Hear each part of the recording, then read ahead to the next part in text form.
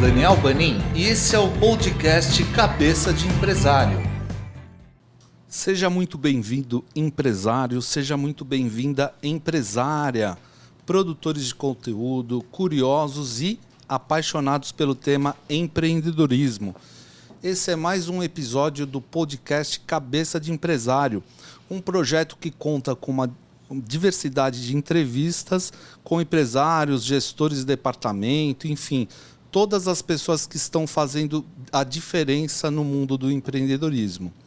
Eu já vou pedir para você se inscrever no canal, seguir as nossas redes, dar aquele like patronagem para nós, a badalada no sino e também participar, deixando comentários, perguntas e o que vocês quiserem. Até críticas, né?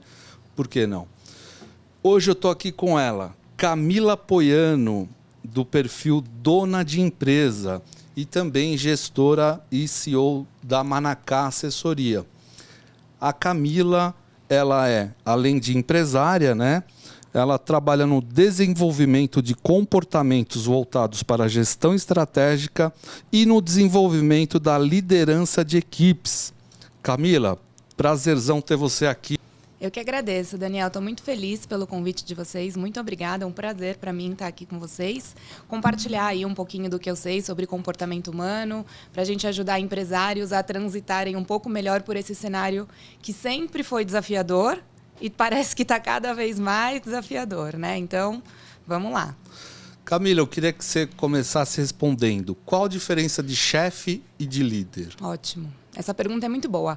É uma pergunta que, assim, você já ouviu em algum lugar, né? Dificilmente quem está ouvindo a gente nunca ouviu essa reflexão. Mas, na prática, eu vejo que as coisas ainda estão muito distantes, né? Então, assim, o chefe é aquele que quer mais puxar a equipe de acordo com os seus próprios interesses. É aquela pessoa que ela tem um objetivo, ela quer que a empresa chegue em algum lugar e ele enxerga as pessoas como quase que robôs. Eu faço isso, eu quero, né? Eu quero que a pessoa faça isso, faça aquilo outro, e vai meio que direcionando, dando ordens, comandando, sem tanto considerar o fator humano dentro dessa equação. O líder não, o líder já é aquela pessoa que busca inspirar. O líder, ele não é a pessoa que empurra, ele é a pessoa que impulsiona. E isso é muito diferente. O líder é aquela pessoa que sabe despertar na sua equipe o seu melhor potencial. Despertar no outro a vontade de entregar o seu melhor, a vontade de correr junto. E geralmente isso torna a equipe muito mais forte. O chefe, em geral, vai conseguir obediência. A equipe vai ser obediente. Mas ele não necessariamente vai conseguir o engajamento, que é o que as pessoas hoje tanto falam, né? Como Sim. Lá na minha caixinha de perguntas, quando eu abro, eu recebo muito essa pergunta. Como conseguir uma equipe motivada e engajada? Não é através de dar ordens. O engajamento vem através do envolvimento emocional da pessoa com algum propósito. Se eu quero ter uma equipe engajada, eu preciso engajá-los em algum propósito. Sempre parte daí. E aí o chefe, ele é aquela pessoa que ele é muito voltado para tarefas. Faça isso, faça aquilo outro. E ele ainda quer que as pessoas façam do jeito dele. Porque senão não tá bom. E não necessariamente esse é o melhor caminho para o resultado. O que eu vejo acontecendo é muito isso. Assim, pessoas tendo comportamentos enquanto líderes, né? Porque liderança é um cargo ou é um estado de ação. A forma como você age dentro do cargo liderança é o que vai determinar a forma como a sua equipe responde.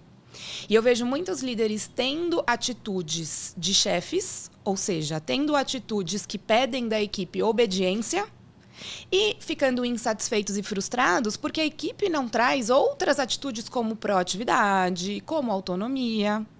Só que no dia a dia e no relacionamento deles na prática, eles só dão comandos e eles só dão direcionamentos que pedem que a equipe responda com obediência.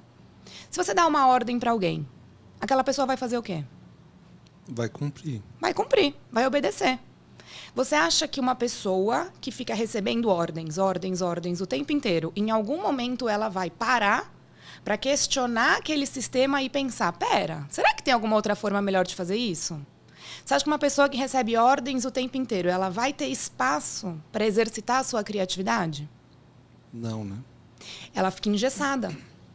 É demonstrado para ela que naquele ambiente ali, ela tem que fazer o quê? Cumprir ordens. E Camila, a ordem também pode ser confundida com pedido. Por exemplo, o líder ou o chefe chega e fala, ó, hoje a gente precisa fazer isso, você não fez aquilo, pô, faz, tal, não sei o quê. Vamos supor que o liderado não faça, não execute, por qualquer motivo, tá? Onde entra uma possível bronca ou puxão de orelha, no sentido, né, tranquilo da palavra, não humilhando, quero dizer, mas assim, como que funciona esse não cumprimento de um pedido / ordem? Sim, perfeito. Eu também recebo isso muito na minha caixinha de pergunta. Como cobrar a equipe sem desmotivar? Quando saber como é hora de cobrar ou não cobrar? Devo cobrar? Minha resposta é sempre sim. Se a sua equipe não está cumprindo o que você pede, você precisa cobrar. É só uma questão de que forma você vai fazer isso. Porque você pode cobrar tarefas, você pode cobrar execuções, você pode cobrar detalhes de algum projeto. E isso não faz com que a sua equipe pense no todo, pense no resultado final. Então, o que precisa ser cobrado? Resultados. Resultados é diferente de eu cobrar burocracia, por exemplo. Percebe? E não que eu não tenha que falar sobre burocracia com a minha equipe. Eu preciso, porque essa minha equipe geralmente vai ter uma função mais operacional, né? De execução mesmo das coisas. Só que essa equipe precisa primeiro estar situada num ambiente onde, para que eu faço tudo isso? Qual que é o objetivo de cumprir tudo que eu estou fazendo aqui? Ela precisa entender, a princípio, para saber a jornada dela. E se em um ponto dessa jornada ela falha ou deixa de cumprir uma missão, o resultado pode ser comprometido. Perfeito. Provavelmente o resultado vai ser comprometido, porque também aí entra um outro ponto. Se algo que a sua equipe não está fazendo e você quer cobrar aquilo, mas lá no resultado final não está fazendo diferença, então cabe a você como líder também pensar o quanto essa tarefa é realmente importante para o seu resultado ou o quanto é só uma burocracia que vem aí herdada, né? Vamos falar de gerações e gerações anteriores, né? O quanto é preciso que aquilo esteja dentro da sua empresa. Porque os processos também precisam ser renovados e reciclados. É só você ver onde a gente está hoje. A gente está gravando um podcast. Quando que, não precisa nem ir longe, 5 anos atrás, a gente ia estar fazendo isso. E estar aqui gravando um podcast é fundamental para o seu negócio, para o meu, para as pessoas que estão nos ouvindo. Sim. Entendeu? Então, a gente precisa também ir ganhando, como líder, a gente precisa ir ganhando essa visão estratégica de qual parte do meu operacional ainda é realmente fundamental para o meu resultado. E é isso que eu preciso direcionar a equipe. E aí, voltando lá à questão de eu quero proatividade, eu quero autonomia. Uma pessoa só vai ter proatividade e autonomia se ela souber, para quê? Para chegar aonde? Esse que é o principal ponto. Porque se eu fico lá, né, falando, olha, você tem que fazer isso, depois isso, depois isso, depois isso, essa pessoa ela fica mergulhada em executar aquilo. E ela não está pensando em, nossa, né, o meu cliente está falando. Às vezes a nossa equipe é a que mais tem contato com o cliente. O cliente está constantemente fazendo ali alguma solicitação que seria importantíssima estrategicamente para o nosso negócio. A equipe não está treinada para ouvir, porque a equipe está treinada em eu vou primeiro executar isso. Vou fazer. É complicado, né? Porque, às vezes, e se a pessoa deixa de cumprir e há uma recorrência no não executar de alguns pontos dessa jornada? Isso. Aí a gente tem que fazer o quê? A gente tem que chamar a pessoa no individual e tem que conversar sobre isso.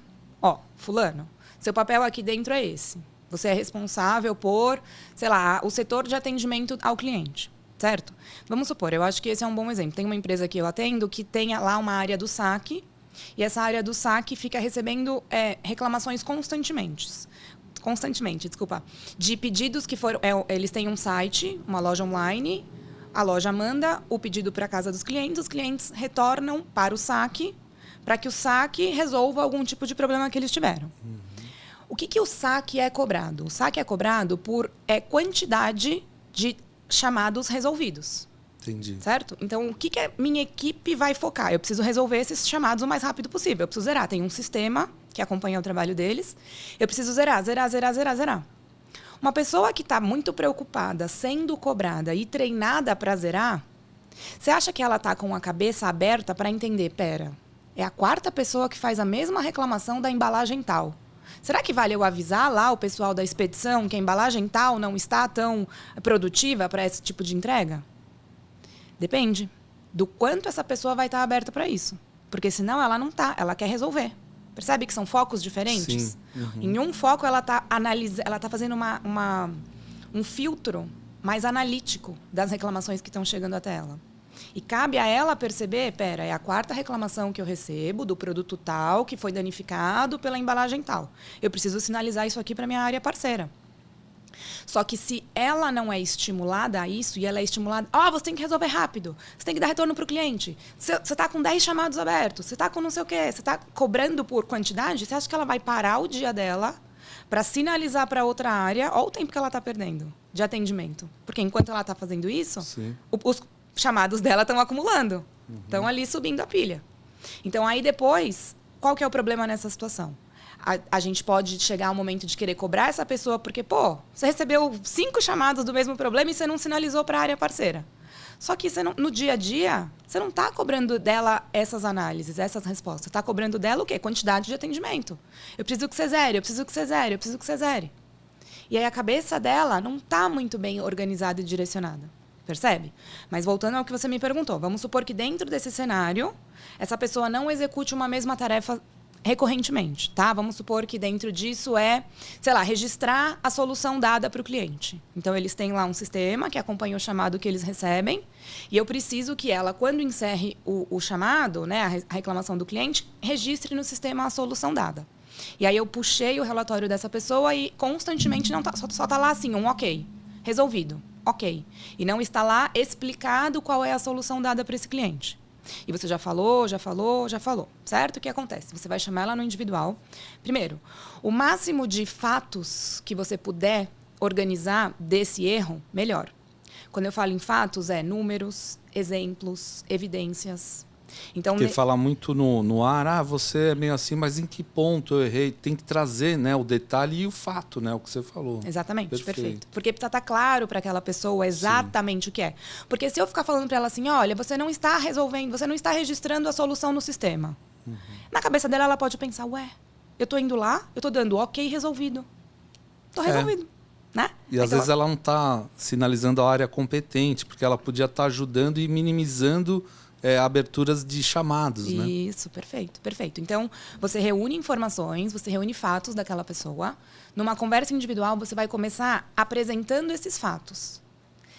Nesse momento, eu falo muito sobre comunicação, né? A gente lidera via comunicação. O tempo inteiro, em qualquer relacionamento, aliás, que a gente tem, a gente está se comunicando e a mensagem que eu estou emitindo é interpretada pelo outro de várias outras formas que só no mundo daquela outra pessoa a gente vai conseguir entender. Então, eu preciso muito, no papel de liderança, me atentar à minha comunicação. Eu preciso entender se eu estou sendo claro, se eu estou sendo objetivo, se eu estou adaptando a minha linguagem para o mundo dessa pessoa para ela entender. Quando a gente vai falar com um idoso, a gente muda nossas palavras, não é? Sim. Com uma criança, a gente muda também. Com adultos, a gente acaba esquecendo de mudar. Só que no papel de líder, eu preciso saber adaptar minha linguagem para o mundo daquela pessoa.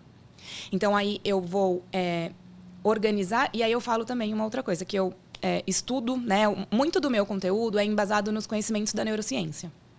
Eu sou pós-graduada em medicina comportamental. Tive aula com vários neurologistas, psiquiatras, psicólogos e venho estudando aí comportamento humano já há alguns anos. Quando a gente fala de comportamento humano, eu chego em um cérebro. O que comanda as nossas ações é o nosso cérebro. Então, se a gente não sabe as bases do funcionamento neuronal, eu fico muito vendido. Eu fico muito agindo de acordo com os meus instintos. E quando eu falo em líder e equipes, eu falo sempre nós somos um cérebro falando com outro cérebro. Líder e equipe, cérebro falando com cérebro.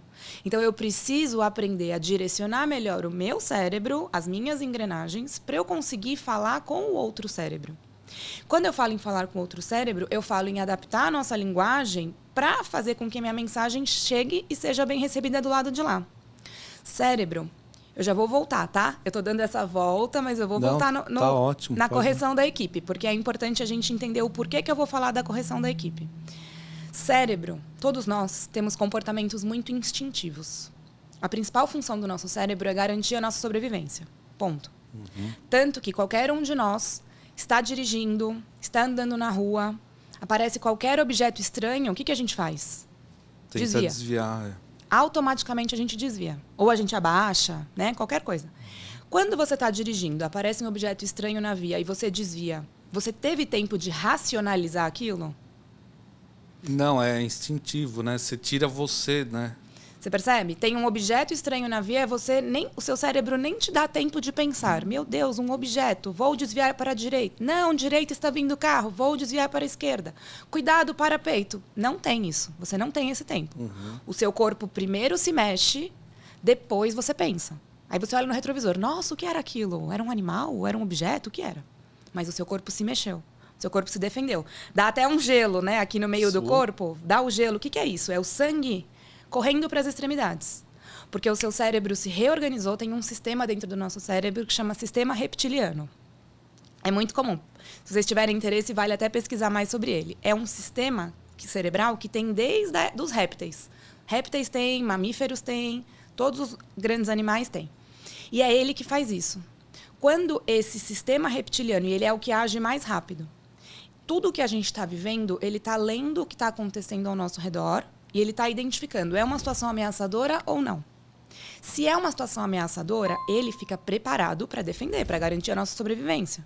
E quando eu preciso me defender e sobreviver, o que eu preciso? Lutar ou fugir? Então, automaticamente, esse cérebro, ele identificou uma ameaça, ele aciona esse sistema de defesa, modo luta ou fuga. Sangue sai do meio do corpo, vai para as extremidades. Por que eu preciso de agilidade nessa hora? Eu preciso correr.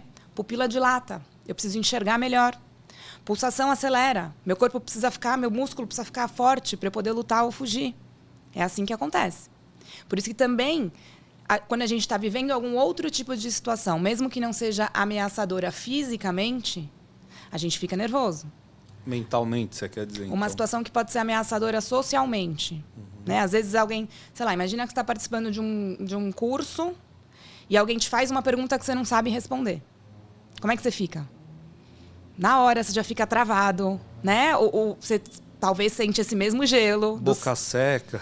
Boca seca, cada um exatamente. tem uma. Exatamente. E aí, você já percebeu também que em situações onde você fica nervoso, sua memória falha? Já aconteceu com você? Sim, o tal do lapso. Tive um branco, né? Isso. Coisas que você está cansado de saber, mas ali no momento do nervoso não vem a palavra. Você saiu do momento do nervoso, você fala, nossa, eu não acredito que eu não lembrei isso. Eu falo isso o tempo inteiro, todo dia. Mas é exatamente o que está acontecendo biologicamente no seu cérebro. O sangue sai dessas áreas, sai da memória de criatividade, sai da memória, sai da região responsável por criatividade, sai da região responsável pelo racional, que fica aqui dentro, aqui na frente, e ele vai para as outras regiões que te garantem agilidade, te garantem rapidez.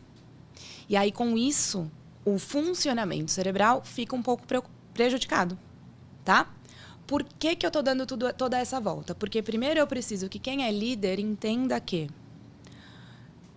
só pelo fato de você existir e de você ser líder da sua equipe, o cérebro reptiliano da sua equipe automaticamente lê em você uma ameaça.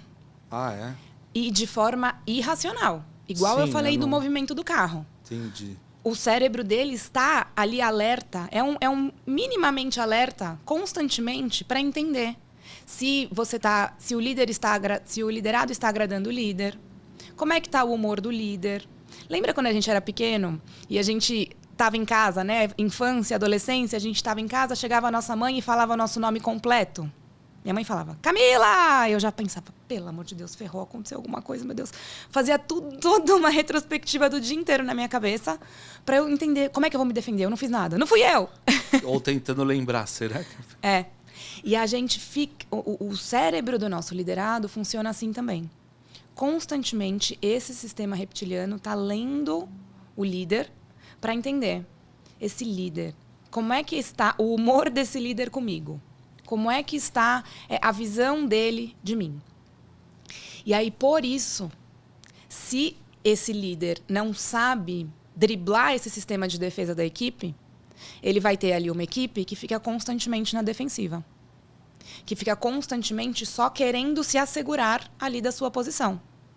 de novo, de forma instintiva. Tá? Não é de propósito. Ninguém olha para o seu líder, a não ser que realmente saiba que está ali na corda bamba. Mas ninguém olha para o seu líder e fala, meu Deus, meu Deus, meu Deus, é uma ameaça. Não. Mas é uma posição social ali que instintivamente o cérebro daquela equipe sabe. Essa pessoa aqui tem o poder de decidir sobre a minha vida, sobre a minha continuidade ou não aqui nessa empresa. Sim. Ou, pelo menos, tem o poder de ferrar com o meu dia completamente. Então, essa é a gente entender que a equipe vai estar constantemente meio que nessa posição aí de qualquer movimento eu vou me defender. É igual, vou dar uma outra situação fora do ambiente das empresas. Tá com um namorado novo, vai conhecer a família do namorado. Você não consegue ser o seu mais natural ali. Por quê? Porque você sabe que você está sendo avaliado. Uhum. É uma posição difícil, né? E aí você fica meio controlando passos, controlando palavras. Às vezes sai alguma coisa, aí você faz, ai, meu Deus, não devia ter falado. Aí depois você fica tentando corrigir. É natural. Seres humanos são seres sociáveis. A gente aprendeu desde lá da época das cavernas que a nossa espécie sobrevive por mais tempo quando convive em grupos. Quando a gente precisava caçar para se alimentar, quando a gente precisava criar abrigos para se defender, né, da chuva, de fogo e tudo mais. E o nosso cérebro é o mesmo de milhões e milhões de anos atrás. No nosso corpo, muita coisa evoluiu dessa época das cavernas, né? Se você parar para pensar, a quantidade de pelos do corpo do homem diminuiu. Algumas pessoas já não nascem mais com o dente do siso, porque a gente não precisa mais morder coisas tão duras como era antigamente. Mas o nosso cérebro não mudou em nada. Nosso cérebro é o mesmo e por que desde lá daquela época. Não muda? O cérebro é um órgão que ainda tem muitos mistérios. A neurociência já avançou muito nos estudos do cérebro, mas ainda tem muito que não se sabe. Muito, muito, muito.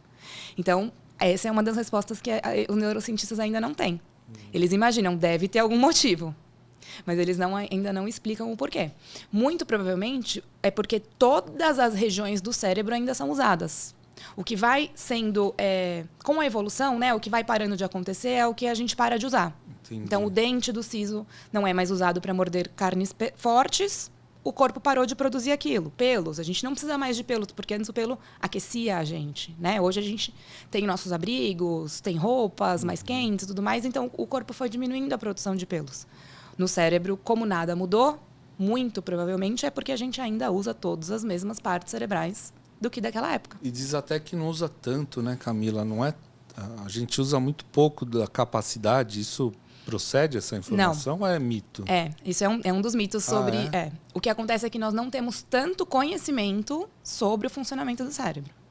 O cérebro tem muitas funções, muitas funções. Pensa, são milhões e milhões de neurônios se conectando, desconectando, reconectando.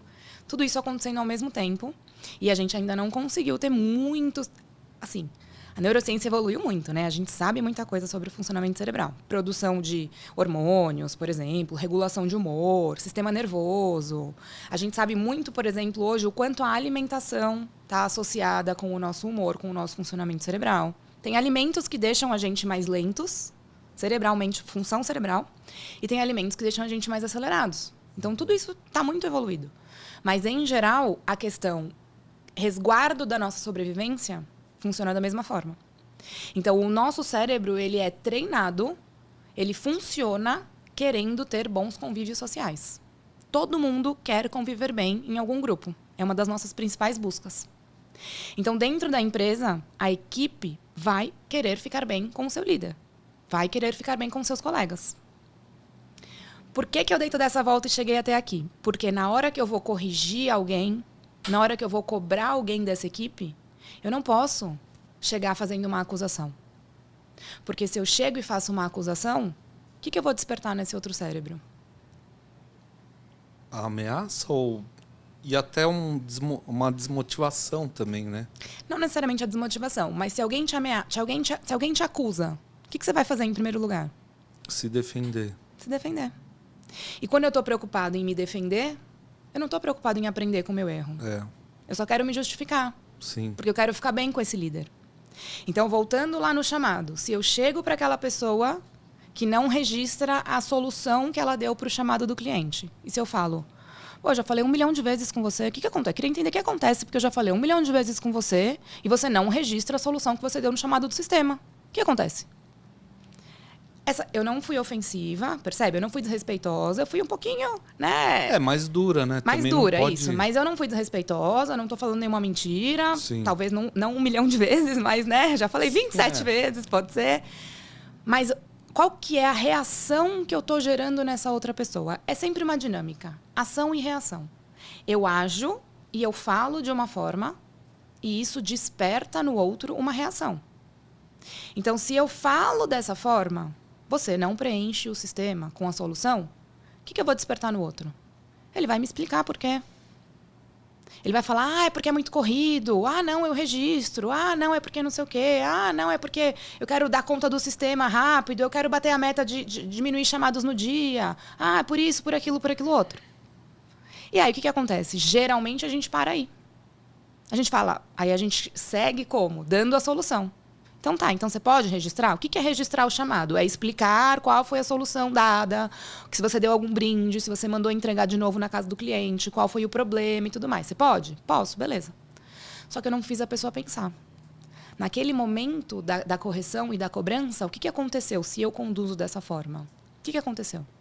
Essa pessoa sofreu aí levou uma bronquinha, se explicou, ela saiu de lá com uma sensação, ai meu Deus... Eu não posso, salvei. Não posso errar de novo, mas ufa, me salvei. Isso, ufa. Vou prestar atenção. No dia a dia dela, ela vai voltar para todo o padrão automático dela. Uhum. O tempo inteiro, lembra que eu falo cérebro falando com cérebro? Nós somos cérebros agindo e a nossa equipe é cérebro agindo. E o cérebro também tem a tendência, o funcionamento dele é de buscar automáticos. O tempo inteiro, a gente vai para o automático. Percebe que tudo que a gente aprende, a gente automatiza com o passar do tempo? Uhum. O mesmo exemplo, eu vou aprender a dirigir. Primeira vez que eu vou dirigir é a atenção total. Nossa, eu lembro que eu não conseguia trocar de faixa. Eu olhava no retrovisor, minha mãe do lado, e eu falava, mãe, dá pra ir? Aí ela, vai filha. Aí eu não conseguia. Porque eu não conseguia ter a dimensão da distância do carro. Sim. Hoje em dia, eu troco de faixa pra lá, pra cá, volto. E nem pensa nisso. E nem pensa mais. Sim. Um outro exemplo, máscaras. Há pouco tempo, todo mundo vivia de máscara. Uhum. Quando a gente aprendeu a usar máscara, era estranho, era desconfortável. Depois de um tempo, já era automático pra gente. Aí, quando as máscaras não eram mais obrigatórias, o que aconteceu? A gente sair sem máscara gerava uma estranheza. Parece que você, esqueci a carta. Não, era a máscara. Não é? Uhum. Por quê? Porque o nosso cérebro automatizou esse novo formato. Desculpa. O nosso cérebro automatizou esse novo formato de sair. Sair agora é com máscara. Uhum. E nas primeiras vezes, isso demandava um pouco mais de atenção, depois já virou um automático. Então, se eu entendo que as pessoas vão criando padrões automáticos, eu entendo que, se hoje a minha equipe não está preenchendo o final do chamado lá com a solução dada, ela está vivendo num dia a dia todo automático. A gente também tem um monte de coisa que a gente faz no automático e que a gente gostaria de fazer diferente, só que quando a gente vê, já foi. Já fiz. Então, o que eu preciso no papel de líder? Se eu quero mudar comportamento, eu preciso aprender a mudar a mentalidade. Esse é o ponto. Como que eu mudo mentalidade? Eu preciso fazer essa equipe pensar na sua própria solução. Então, eu vou passar para ela o problema. Qual que é o problema no momento aqui? Não é que ela não te obedece, não é que ela não serve. O problema é, a solução encaminhada não está registrada no sistema. E por que isso é problemático? Porque numa próxima vez que eu precisar falar com esse cliente, eu não vou ter o histórico dele lá. E aí isso prejudica todo o bom relacionamento que eu tenho com esse cliente. Se eu quero fazer algum dia alguma ação específica só para quem é mãe, por exemplo, eu vou buscar essas mães no sistema e vai estar faltando informações ali do meu relacionamento com esse cliente. Então, é uma informação muito valiosa para a empresa. Uhum. E é isso. Percebe como é isso que precisa ser compartilhado com essa equipe? Não é compartilhar burocracia, é o que eu falei no começo. Entendi. O que eu estou falando para essa equipe? Eu preciso que você preencha toda a solução encaminhada no sistema. Certo? Certo. Eu estou compartilhando burocracia. Uhum. Burocracia. O sistema precisa estar preenchido, babá. Só falta falar, vai no cartório, reconhece, 3 dias, assine e tal. Eu preciso que essa pessoa entenda o para que isso é importante. A gente está falando aqui de um relacionamento. Você está sendo a responsável pelo relacionamento entre a nossa empresa e esse cliente.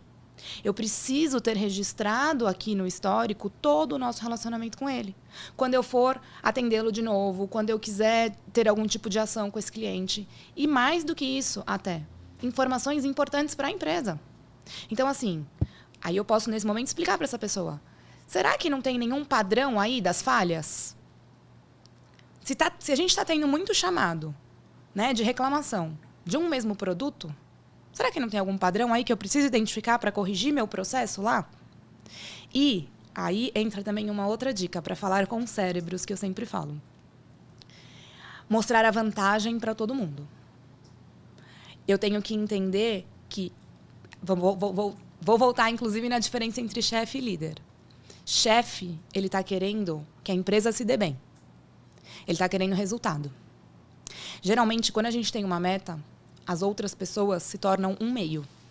Eu preciso fazer tal coisa, eu preciso chegar em tal lugar. E aí, automaticamente, a gente olha as outras pessoas como um meio. Quem vai me levar ali? Quem vai me ajudar? Quem tem essa informação? E eu vou lá e eu busco até eu chegar na meta. E isso tá tudo bem. Só que se eu preciso de um relacionamento de longo prazo, aí eu tô faltando a reciprocidade. Eu tô faltando o plantar. Às vezes, se eu só quero colher, só quero puxar da pessoa. Só quero que a pessoa faça o que eu preciso. E eu não estou alimentando essa relação, eu não consigo ir além. Percebe? Então, a equipe precisa entender que quais são as vantagens para todo mundo. Então, para essa situação aqui do chamado, qual que é a vantagem para ela? Se ela conseguir ajudar a gente a identificar um padrão de uma falha num processo, comunicar a área responsável para que a falha seja corrigida. Qual que é a vantagem para ela, no dia a dia dela? Ela ajudou a empresa, ela ajudou os clientes, ela ajudou a área parceira. E para ela, qual é a vantagem? Ela vai ter menos chamados para atender, provavelmente. Vão enxergar menos problemas para ela. E aquela situação que ela já está cansada de explicar 1000 vezes, vai começar a diminuir. Uhum. Então, o dia a dia dela também pode ficar mais leve. E aí, por exemplo, essa empresa que eu atendo... Mas não a ponto dela perder o trabalho por isso, né? Não. Agora eu vou... Não. Até fazendo uma... Não sei nem se é um parênteses infeliz, mas a gente vê memes por aí, né? Tipo, um ladrão falando, se eu não roubasse, polícia, você não teria seu emprego. Tipo, sabe o que eu tô falando? Uhum. Então, assim, se eu resolver de uma forma total, né, os problemas da empresa, pingar um gato, pingar do outro, a maioria que está aqui somos em 6, vai ficar uma pessoa. Uhum. Eu não vou mais ter utilidade para a empresa, né? Ou até robotizar, né? Sim. Que é o que muito se faz na área de saque também, né? Eu acho que aí cabe o líder saber vender ideias para a equipe. Eu falo muito sobre isso também. O tempo inteiro a gente tem que saber vender ideias. Então, você mostra para essa pessoa que ela ganha essa vantagem do dia a dia dela ter uma diminuição de chamados e problemas. E você mostra para ela que olha o quanto ela vai estar sendo valiosa para a empresa. Alguma empresa você acha que descartaria alguém que te ajudou a corrigir uma falha num processo? E também todo mundo quer saber onde eu ganho com isso também. De repente, uma premiação, de repente até o líder, ela saber que o líder vai reconhecer que ela solucionou um grande problema da empresa e falar, na hora que aparecer uma vaga para eu subir essa pessoa, ela é uma da minha lista, né? Então, a pessoa também tem essa consciência, né? Porque ela também quer saber onde ela vai ter a vantagem até financeira, né? Sim, com certeza. Com certeza. É um conjunto de ações dentro de uma régua de relacionamento, eu vou chamar assim. Líder e liderados e equipe têm que estar em constante contato. E tem que estar em constante alinhamento de expectativas. É um ganha-ganha. A empresa precisa ser um ganha-ganha. A empresa existe para chegar em algum lugar. Toda empresa tem alguma meta, né? Tem alguma ambição. E a empresa só vai conseguir isso se conseguir construir uma equipe forte. E o que a equipe ganha nesse cenário todo? A equipe, então, realmente vai ser só um recurso para que a empresa chegue lá? Não. Não. A equipe ganha muita coisa. A equipe ganha... Primeiro que o salário, né? Eu também gosto de desproblematizar essa questão do dinheiro. Gente, todo mundo vai trabalhar para ganhar dinheiro. Ponto, acabou. O dinheiro é a premissa, é o acordo inicial. Só que além do dinheiro, todo mundo busca algo a mais no seu trabalho. Ninguém trabalha só por dinheiro. A pessoa trabalha por dinheiro, que é a premissa, né? O ponto de partida. Além disso, o que ela está ganhando ali? Ou ela está buscando ganhar algum aprendizado, ou ela está buscando ter um ambiente agradável, ou ela está buscando querer crescer, entrar em alguma empresa onde ela consegue evoluir, né? Um plano de carreira. E mais do que isso, voltando lá para a nossa natureza de seres humanos, todos nós temos uma natureza e uma necessidade de viver em grupo. De viver em grupo e nos sentirmos úteis. Úteis. Todo mundo quer ser útil e ninguém gosta de errar. Ninguém. A não ser que a empresa, a não ser que a pessoa já esteja querendo causar a sua demissão.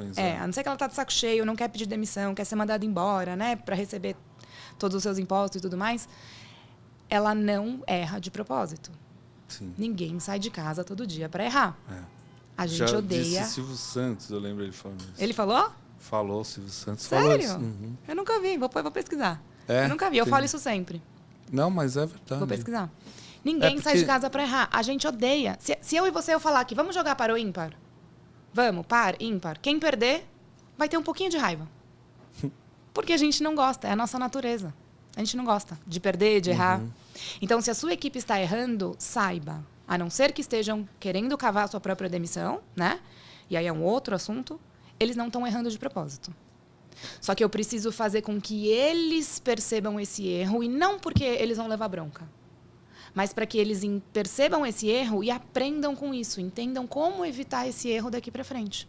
E não é errado a gente dar uma solução, né? Quando você diz, eu preciso fazer com que a equipe ou a pessoa que está ali no meu feedback perceba não só o erro e veja a vantagem que ela vai ter de ela não errar mais, mas também como solucionar. Porque, às vezes, por exemplo, eu vou te dar outro exemplo. Você falou do preenchimento do saque e tal, do ticket, né, às vezes de resolução, mas eu vejo que tem muita gente, ainda mais com a internet hoje, né, muita dispersão. Na minha equipe, eu vejo muito esquecimento. Esquecimento. Eu sabia, mas eu esqueci. Nossa, foi mal. Enfim, e coisas às vezes rotineiras que fazem sempre esqueceu.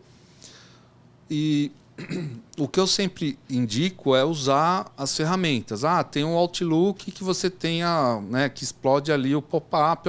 Você tem reunião com não sei o quê, alimentar, tal, não sei o quê, o que for. É um deles. E o celular também tem um monte e vários aplicativos.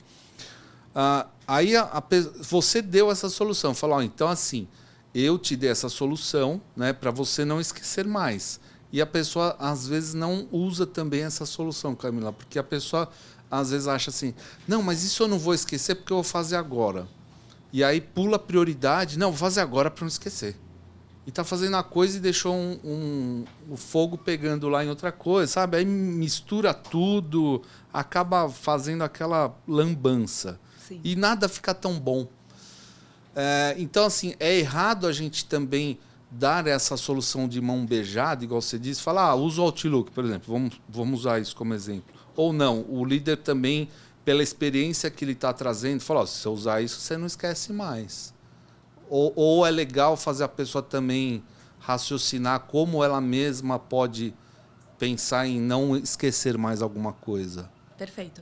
Eu costumo falar, Daniel, que certo e errado, nessa dinâmica, líder e liderado, eu costumo falar que certo e errado depende de como a sua equipe está reagindo. Então, se hoje você dá as soluções para a sua equipe, eles cumprem depois e funciona, segue. Pode ir. Agora, se você dá a solução e ela continua não fazendo, então você precisa testar alguma alternativa. Então, mas às vezes eu percebo que ela não faz porque não está automatizado, igual você falou, porque é uma coisa nova que está entrando ali e, claro, ela não colocou na rotina por completo. Ela fez uma vez, esqueceu outra, mas ela vai, acho que precisa treinar, sabe? Aí depois para entrar no automático. É isso. Por que você acha que não está no automático? Porque não é rotineiro. Como que você pode fazer para ela criar esse novo automático? Então, é isso que às vezes é a tal da cobrança, né? Que às vezes, pois, não sei o quê. Porque aí você vê que a pessoa esqueceu mais uma coisa, aí começa a ficar puto. Fala, puta, de novo, meu. Nossa, eu não falei para usar o Outlook? Pô, não sei o quê. É assim, né? Eu tô falando meio de mim, assim, né? Sim, sim. Mas o ponto é esse. Você percebe que dessa forma, você virou do problema para o que ela está esquecendo para tá usando o Outlook ou não. Já não falei para usar o Outlook? Eu já entrei Cobra na burocracia, você quer dizer que eu tô errando também? Você está cobrando dela um meio. Para que ela precisa usar o Outlook? Para não esquecer tal coisa. Então, mas é um meio para ela gerar o resultado lá no fim e também ela ficar bem assim no trabalho dela, não é? É. Só que se você já falou uma vez, já falou a segunda, ela não usou, significa que aquele meio não é o que não é o que vai levar ela lá. Mas é o meio ou é a pessoa às vezes? Eu lembro até que você fez um stories, não lembro agora, um post em que você recebeu uma pergunta, né? Quando é o momento de saber se a pessoa ainda está apta a continuar na empresa ou não, né? Quando você pode... Você responder isso de novo? Respondo, claro. É assim, eu sempre parto do princípio disposição. A disposição, se a pessoa não está te entregando o resultado que você precisa hoje, a disposição, em primeiro lugar, sua como líder. Você ainda está disposto em treinar aquela pessoa? Porque se hoje ela não está entregando, ela vai te demandar trabalho. Você vai precisar treinar, você vai precisar orientar, você vai precisar conviver com esses erros aí por algum período de tempo, até que a pessoa aprenda e entre num novo fluxo de trabalho. Então, você ainda está disposto a isso? Porque a gente não precisa tentar até o fim. Se eu não estou mais disposto, eu posso trocar. Eu tenho que analisar, claro, outras questões. Minha empresa tem caixa para isso? É o momento de todos os problemas que eu estou vivendo agora, né? Qual é a prioridade desse problema, de trocar essa pessoa ou não? Mas, se tudo isso aqui tiver possível e eu entender que eu não quero mais insistir nessa pessoa, já deu, eu posso trocar. Eu vejo também muitos líderes se forçando a conviver com pessoas na equipe que eles já não aguentam mais. Eu vejo donos de empresa falando para mim, não queria ir hoje para a empresa ter essa conversa. Poxa, a empresa é sua. Uma das vantagens... Tem um monte de conversa bônus... que você diz o quê? De com demissão? Não, com a equipe. Não quer mais conviver com a pessoa. E aí, assim, ser empresário no Brasil hoje tem um monte de pesos, tem um monte de riscos, tem um monte de ônus. Mas um dos bônus é justamente você poder escolher com quem você vai trabalhar. Eu contrato quem eu quero trabalhar na minha empresa. Mas é difícil contratar, Camila. Eu acho que... o processo de você demitir e você ter que abrir um processo de contratação, fazer ali a eleição, cara, isso demanda muito. Por isso que às vezes é igual separar, né? Homem e mulher separar. Você fala, quanto eu vou ficar, mas separar também vai ter uma comparação de riscos e de trabalhos, né? Isso. Sim. Então, às vezes você fala, cara, às vezes é melhor eu tentar arrumar o que já está aqui, já está contratado, já vivencia, já sabe muita coisa. A outra pessoa vai vir, vai ter que começar o ciclo tudo de novo, né? E às vezes, né, Camila, pode ter a lei de Murphy lá, que não tem nada pior do que possa... Ou estou viajando aqui. Nada tão ruim que não possa piorar. Isso. É Murphy que falava. Nem sei quem é o também, autor dessa, mas desculpa. é uma verdade. Então às vezes você fala, tirei um nego ruim e pus um pior. Entendeu? Fala, cara, então eu tô com a mão errada para contratar, né? É porque assim, é claro que o certo, do mais certo do mundo, você vê até empresas grandes que tem departamentos especializados, que é o RH, sabe contratar, sabe fazer um processo seletivo. Agora, quando a empresa é pequena, que você também cuida de muitas... É o próprio dono que contrata ou, no máximo, alguém ali que tem um cargo um pouco mais de vivência na empresa, não é? Então, isso também é o que você falou, acho que antes, né? Você tem que ponderar muitas coisas. Falar, será que eu quero aguentar ou não?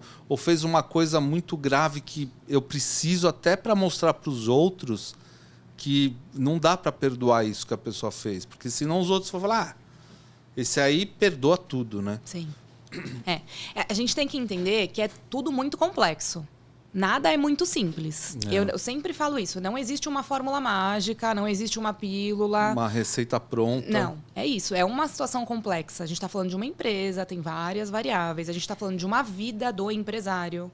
Qual é o momento de vida dele? Ele está querendo ainda comprar essas batalhas aí, né? De vou demitir, vou contratar. Ou ele está preferindo, vou falar entre aspas, se conformar com essa pessoa que eu sei que talvez não é tão boa, mas também não está me dando tanto problema, então nesse momento vale eu aceitar e prolongar essa situação um pouquinho mais. É tudo uma comparação de riscos. Só que a gente tem que entender o seguinte: dentro de uma empresa, você tem também que contabilizar o custo da não qualidade. Eu ter um funcionário ruim custa dinheiro para a empresa.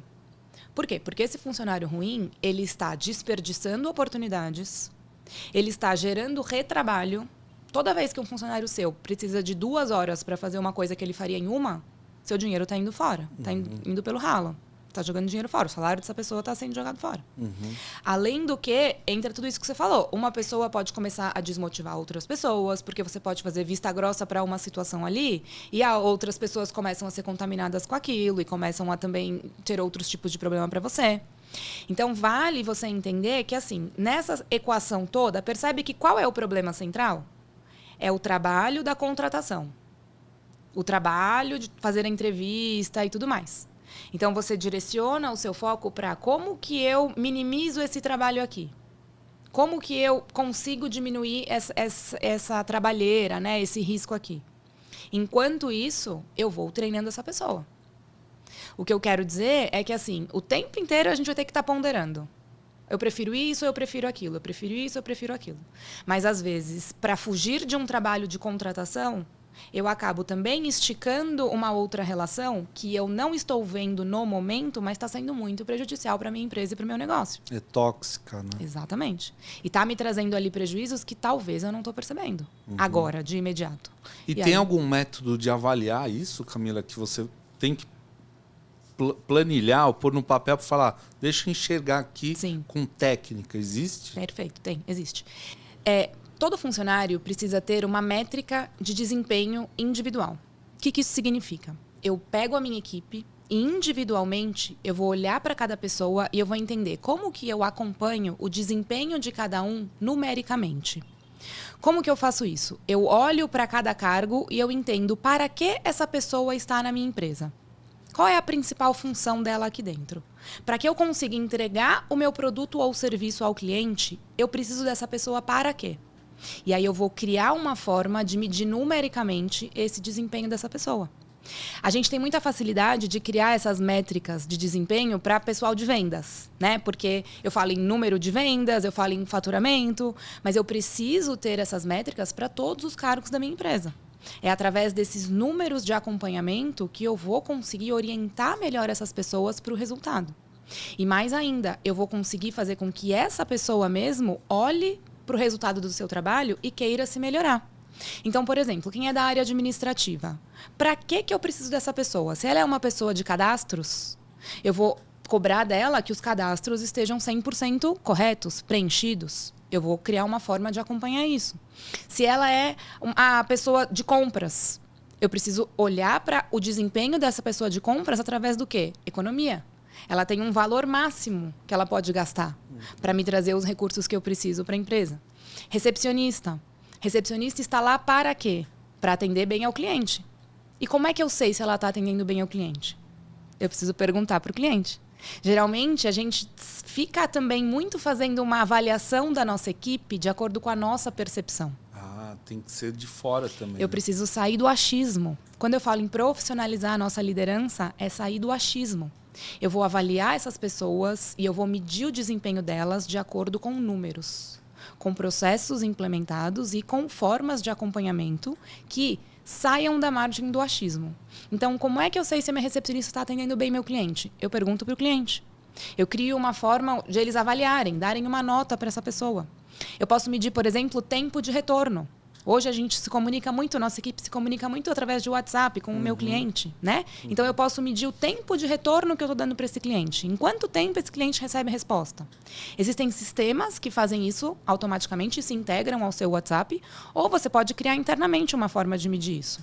Mas é muito importante que você tenha essas métricas de acompanhamento individual. Então, Porque... tudo dá, né, Camila? Qualquer tipo de função você consegue metrificar. Exatamente. Esse é o objetivo. Você vai metrificar essa função para que você consiga avaliar melhor o desempenho dessa pessoa e se direcionar. Uma coisa que eu falo sempre é o seguinte: geralmente o líder fica falando para a equipe assim, tal coisa precisa melhorar, isso aqui precisa melhorar, você precisa melhorar nisso. O que significa melhorar?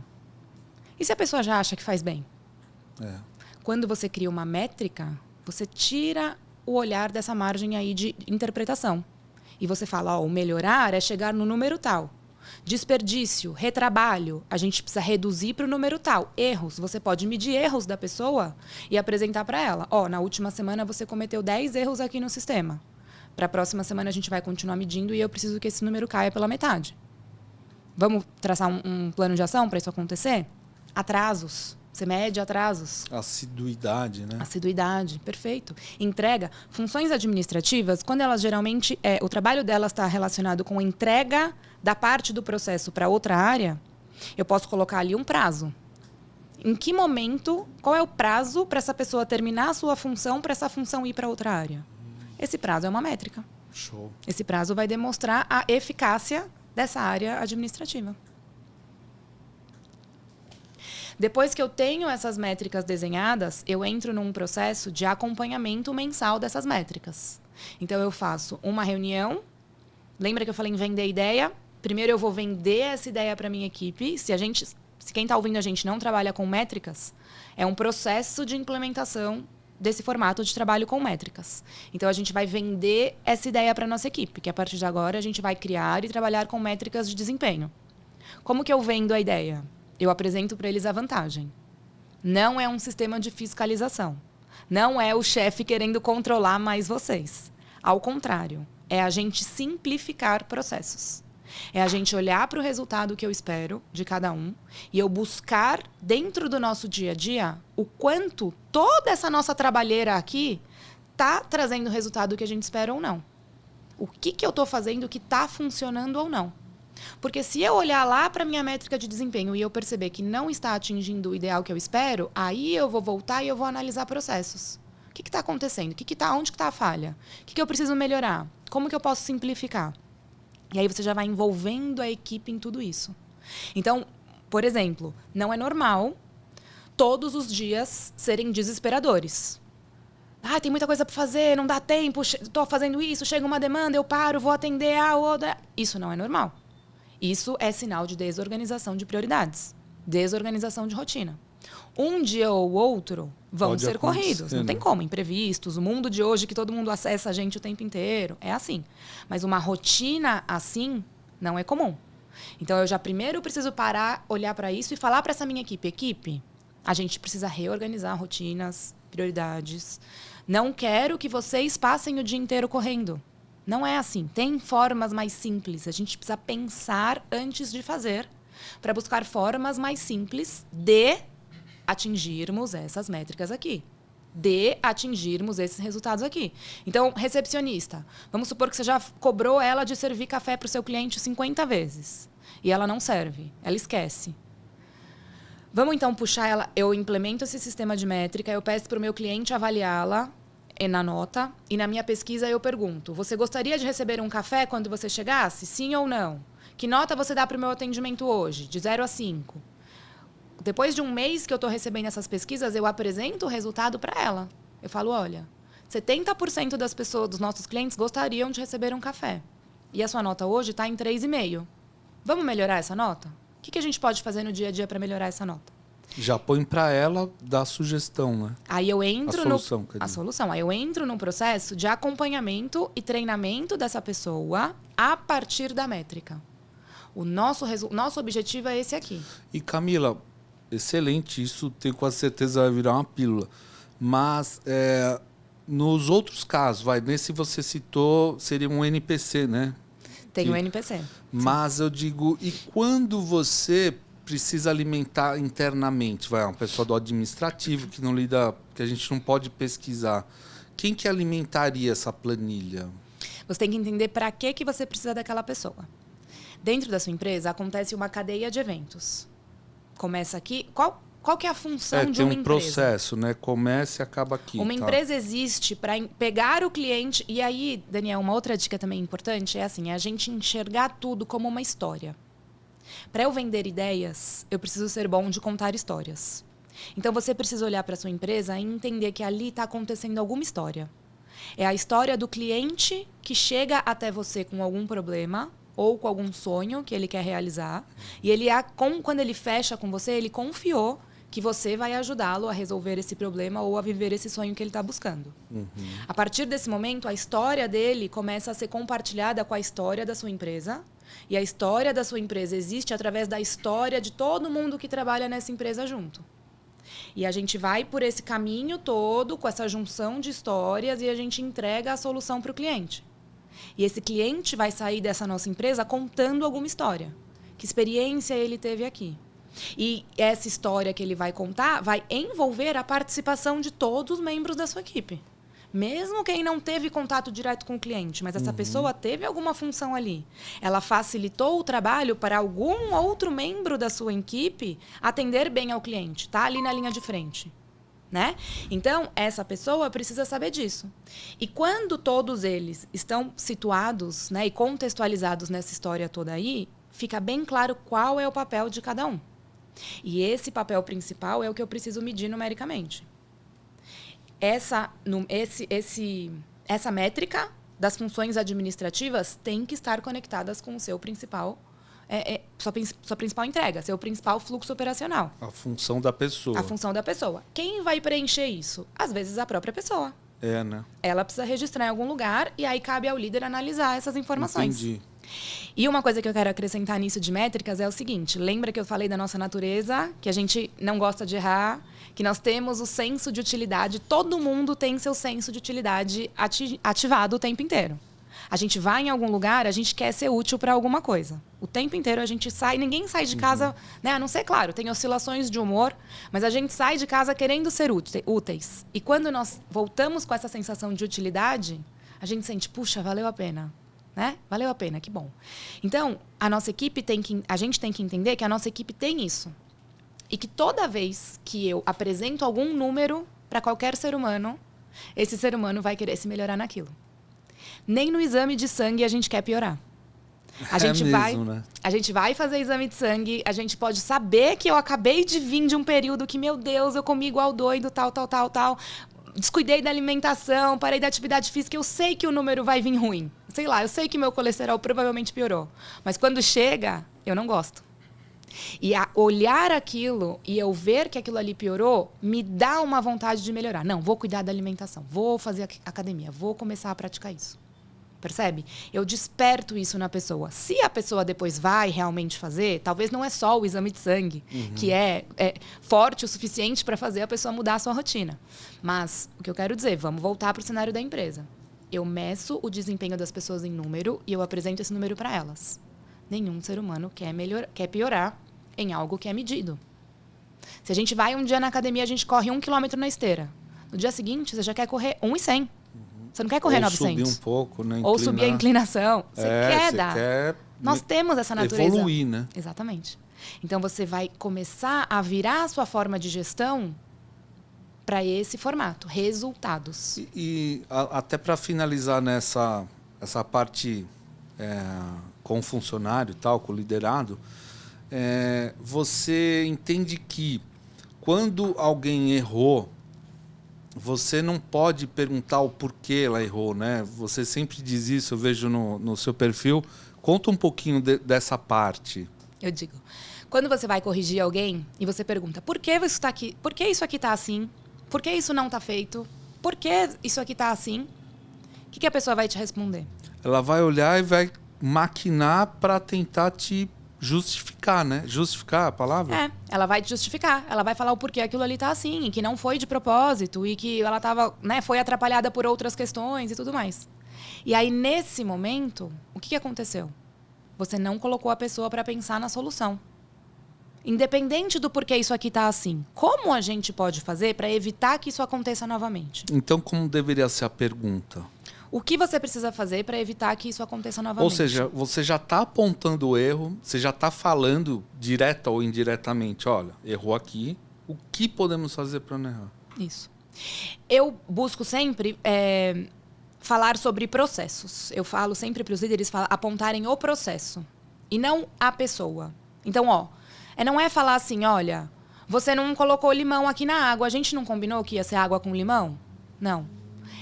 A água não está flavorizada. Como que nós podemos garantir que da próxima vez o nosso próximo convidado receba uma água flavorizada? O que aconteceu para que essa água não estivesse flavorizada?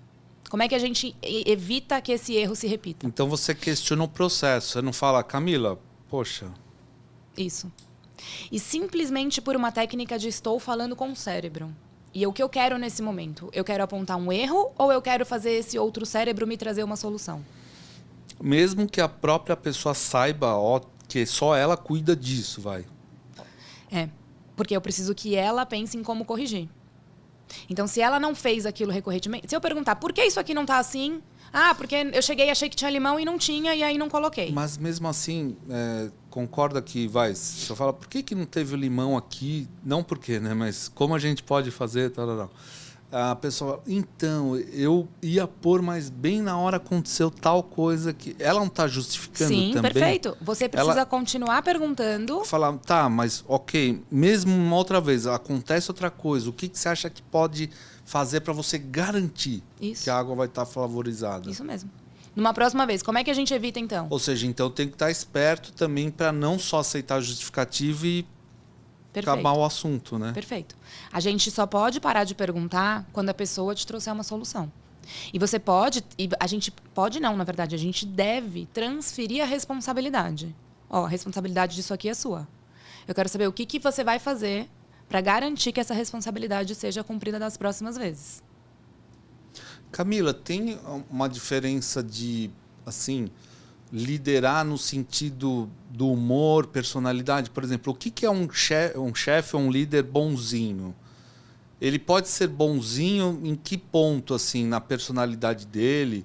Às vezes eu acho que, por exemplo, o meu modo de fazer gestão, né? Como eu sempre quis, e tive alguns lugares que eu trabalhei que eu gostei e eu fui juntando. A gente é assim, né? Uhum. Pega tudo que a gente acha legal, tal, pertinente e aplica, né?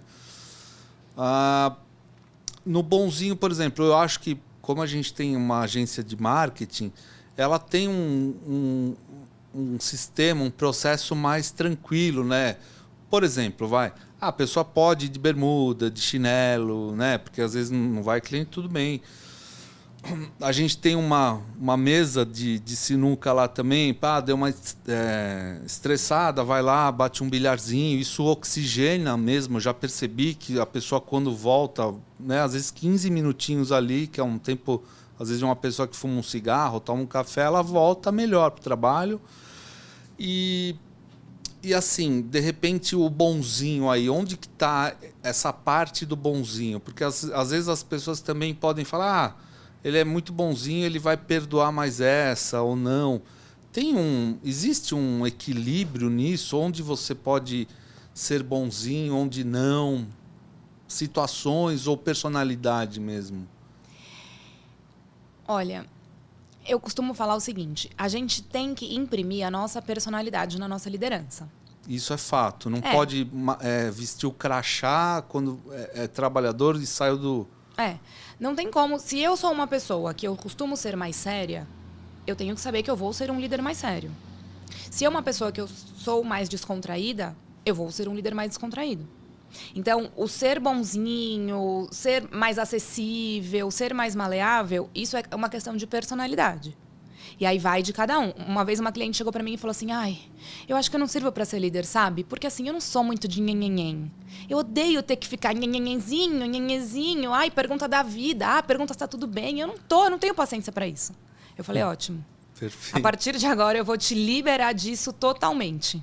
Você não precisa. Não precisa e não faça. Porque se não é da sua personalidade, aquilo soa falso. Falso. E vão perceber na hora. Na hora. E aí você começa a gerar ali já um afastamento inconsciente. Então, você precisa ser... Que tipo de líder eu preciso ser? De acordo com a sua personalidade. Onde você nunca deve ser bonzinho. Resultados. Eu vou cobrar resultado. Eu vou alinhar, em primeiro lugar, eu vou alinhar com essa pessoa claramente o que eu espero dela. Resultado. E eu vou acompanhar constantemente esse resultado. Semanalmente, mensalmente. Vou fazer conversas pontuais, individuais. Olha, o que está acontecendo? Vamos avaliar? Vamos avaliar os seus resultados. Olha o seu histórico dos últimos 3 meses. Você percebe que você vinha numa crescente, aconteceu alguma coisa aqui, você caiu e agora você não recupera mais? O que está acontecendo? Eu estou aqui para te assessorar, estou aqui para te ajudar, mas a gente precisa atingir esse resultado aqui. Como que a gente faz isso acontecer? E aí você traça um plano de desenvolvimento em conjunto com a pessoa, sempre em conjunto com a pessoa. E aí você vai acompanhando. Pode chegar uma hora que você chega à conclusão que aquela pessoa não vai te dar o que você quer. Porque você já insistiu, você já treinou, você já falou e você percebeu que ela não tem a competência para tal. Aí entra o seu papel de tomar uma decisão mais estratégica. Eu vou reposicionar ela dentro da empresa, eu vou substituir essa pessoa. Mas é sempre em cima de resultados. Resultado a gente não pode aliviar. Agora, eu tenho que entender qual é o tempo de treinamento. Eu não posso, acabei de contratar a pessoa, eu não posso já exigir dela no mês seguinte o melhor resultado daquela posição. Ela tem um tempo de treinamento. Mas tudo isso precisa ser programado. Você mesmo já tem que ter o script, né? Saber quanto tempo, em média, leva para a pessoa já pegar o esquema. 3 meses, tudo bem, então vamos ver e tal, né? Isso. E voltando um pouquinho no que você falou de contratação, qual que é um erro muito comum que eu vejo também? A gente contrata alguém para nossa empresa, a gente já vai direto treinando essa pessoa no que ela tem que fazer, na função. Sua função aqui é fazer isso, fazer aquilo, fazer aquilo, fazer aquilo outro. E eu pulei a etapa de mostrar para essa pessoa quem ela tem que ser. Dentro da minha empresa, ela precisa ter uma personalidade ali dentro. Ela tem um papel. E eu primeiro preciso conscientizá-la disso, quem ela tem que ser aqui dentro. Para que toda essa história da minha empresa aconteça, para que meu cliente saia daqui com uma história boa para contar da gente, quem essa pessoa tem que ser. E aí, para ela ser essa pessoa, ela vai então executar essa função. Nossa, que interessante.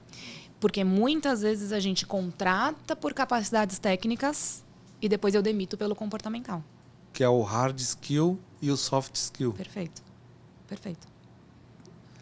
E você precisa contratar uma personalidade.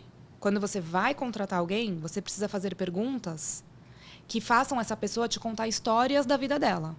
Como é que você conhece alguém? Imagina que você está numa mesa de bar com alguns amigos e chegam amigos novos. Como é que você sabe se aquela pessoa se adequa a você, se você gosta, se você quer continuar a amizade com ela ou não? Você vai filtrando as histórias que ela vai te contando. Através das histórias que ela vai te contando, você vai naturalmente entendendo ali como é essa personalidade. Vai criando uma familiaridade. Falar, nossa, pensa igual eu, gosta disso também. Isso. E aí você, então, fazendo isso numa entrevista de emprego, você está contratando ali uma personalidade. E essa personalidade está adequada ao papel que você tem, que você precisa que ela tenha na sua empresa. Depois disso, depois que ela entendeu quem ela tem que ser ali dentro, qual é a personalidade que ela tem que trazer para você, aí você entra na questão do treinamento das funções. Mas são funções conectadas com um propósito, com um papel existencial. Entende? Maravilhoso isso, hein? Olha aí, líder. Mude o mindset aí das perguntas, até para saber que pessoa ela deve ser aqui. Primeiro de tudo Adorei é quem isso, essa pessoa tem que ser. Adorei isso. Depois, o que ela tem que fazer. É igual mãe. Mães, existem vários tipos de mãe. Uma mãe tem que dar de mamar a cada 3 horas? Ou ela tem que dar fórmula? Ou ela tem que fazer o nenê dormir no colo? Ou ela tem que fazer o nenê dormir na cama? Vai pôr musiquinha? Não vai pôr musiquinha? Tudo isso depende. Depende do quê? De que tipo de mãe essa pessoa quer ser. De que tipo de criação ela quer dar para o filho. Então, dentro de uma empresa, é a mesma coisa. Quem essa pessoa tem que ser para ser uma boa secretária para sua empresa? Quem essa pessoa tem que ser para ser uma boa executora ali do seu processo naquela função? Até o líder, né? Com Como certeza. você quer ser visto? Quem esse líder tem que ser, exatamente. E aí, voltando então, né? O líder imprime a sua personalidade na liderança e ele precisa saber se conectar com pessoas. O tempo inteiro ele precisa saber olhar o lado de lá, envolver as outras pessoas na equação. no direcionamento. E aí, quando eu faço isso, eu preciso saber olhar para o resultado e saber dosar. Em que momento... Será que eu estou pegando leve demais aqui com essa pessoa? Vou ser mais incisivo. Será que eu estou pegando muito pesado aqui? Vou soltar um pouco mais. Aí é uma questão meio dinâmica, não tem uma fórmula. Você vai ter que avaliar a reação da sua equipe. A percepção, né? Isso. E o que é ser um líder-herói? Líder-herói. Líder-herói é aquele que resolve tudo. Ele está na empresa, ele está resolvendo o problema. Tudo que chega para ele, ele fala, dá que eu resolvo. Deixa que eu faço. Eu faço isso. Eu faço aquilo. É aquele líder que salva a pátria. Mas de pegar ou também de dar a solução no sentido, nossa, esse cara é foda. Tipo, meu, que cara, que chefe, né? Mesmo de instruir. Aí já não. O herói, ele pega para si a operacional. A execução, Ixi, ele tenta delegar, a equipe cometeu um certo deslize e ele já traz para ele e ele mesmo faz. Ou ele já julga a incapacidade da equipe de resolver. Fala, não, então deixa que eu faço isso, porque isso aqui é muito complexo. Até eu te explicar. Perfeito. Até eu explicar, até eu treinar. Demorou tanto tempo que é mais rápido eu chego aqui e eu faço. E aí ele é um líder que acaba acumulando funções. E ele é um líder que acaba treinando uma equipe para ser uma equipe robô. Porque o que essa equipe fica acostumada a fazer? Nessa dinâmica aí, né? Ação e reação, líder-herói, equipe robô. Qualquer problema que existir nesse ambiente, vamos dar para o líder que o líder resolve. Qualquer situação mais desafiadora, eu vou acionar esse líder. Eu não sei resolver sem o líder, porque esse líder mostra para essa equipe que qualquer problema maior, quem resolve é ele. Então, essa equipe vai ficar muito insegura de resolver algo sem ele. É difícil alguém tomar a frente de alguma coisa que não está se sentindo seguro para resolver aquilo. É difícil também porque, às vezes, eu sinto que eu posso ser esse cara em algumas situações, né? Já não quero mais. Mas também, às vezes, você criou não um trauma na pessoa, mas, de repente, ela não ter o discernimento de saber, isso eu posso deixar de perguntar para ele resolver, né? Ou não, a pessoa fica receosa, então ela acaba perguntando tudo. E ela te interrompe o tempo inteiro. Mas e isso? E aquilo? Por quê? Porque às vezes a pessoa, o discernimento, né, que eu falei, ela pegou e fez um negócio. Aí você fala, não era, não, pelo amor. Mas ela quis ter essa iniciativa, só que, cara, não sei. De repente, ela errou a mão, né? Não era para ela fazer, não estava no escopo dela. E ela quis ser, proativa, fez. E aí? Só que aí a pessoa começa a ficar insegura, fala, puta, mas o problema é que ela não tem um discernimento, Camila. Você entende o que eu quero dizer? Entendo. E eu quero te dizer o seguinte, é sempre o líder que puxa.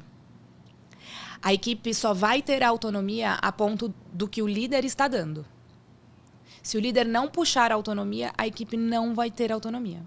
Mas como? Puxar a autonomia dela ter a autonomia? Ela vem e primeiro, vamos lá. Você contrata alguém para trabalhar na sua empresa. Essa pessoa sabe que ela é funcionária. Ela não está ali para tomar decisão. Ela está ali para cumprir alguma tarefa. Certo? Depende do cargo. Às vezes ele tem um cargo de chefia que ele vai tomar algumas decisões, né? Isso. Mas como é que essa pessoa chega no momento de tomar a decisão?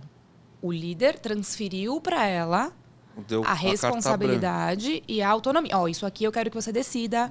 Isso aqui eu quero que você toque sem mim. E tá tudo certo. Certo? Essa pessoa, até então, ela vai ficar perguntando para o líder tudo. Mas e isso? Mas e aquilo? Mas e aquilo outro? Por quê? Porque ela quer saber como que o líder quer que faça. Se no dia a dia esse líder dá todas as respostas, esse líder toma todas as decisões e esse líder direciona, você percebe que ele está mantendo essa pessoa presa a ele? Por que essa pessoa vai parar de perguntar, sendo que toda vez que eu venho e pergunto, eu encontro a resposta, o meu trabalho fica mais fácil, eu divido responsabilidade, eu divido risco. Eu vou continuar perguntando. Então, cabe ao líder virar essa dinâmica. Perguntas que a equipe te fizer e que você souber que eles sabem fazer e que eles estão indo confirmar ali só por uma muleta. Muletinha. Devolve. Pode fazer como você preferir. Eu confio em você, vai lá e faz. E aí, entra o que você falou. Eu faço isso, eu falo, pode fazer. Tem que ter o discernimento mesmo do líder que depois saber. Que a pessoa colocou, de repente é um e-mail que mandou, é um texto. Pô, aí eu leio e falo, puta, isso aqui deu uma cagadinha aqui. Mas aí você vai lá e sinaliza. Fala, olha, aqui, numa próxima, você não precisa por isso, ou muda para aquilo, não é?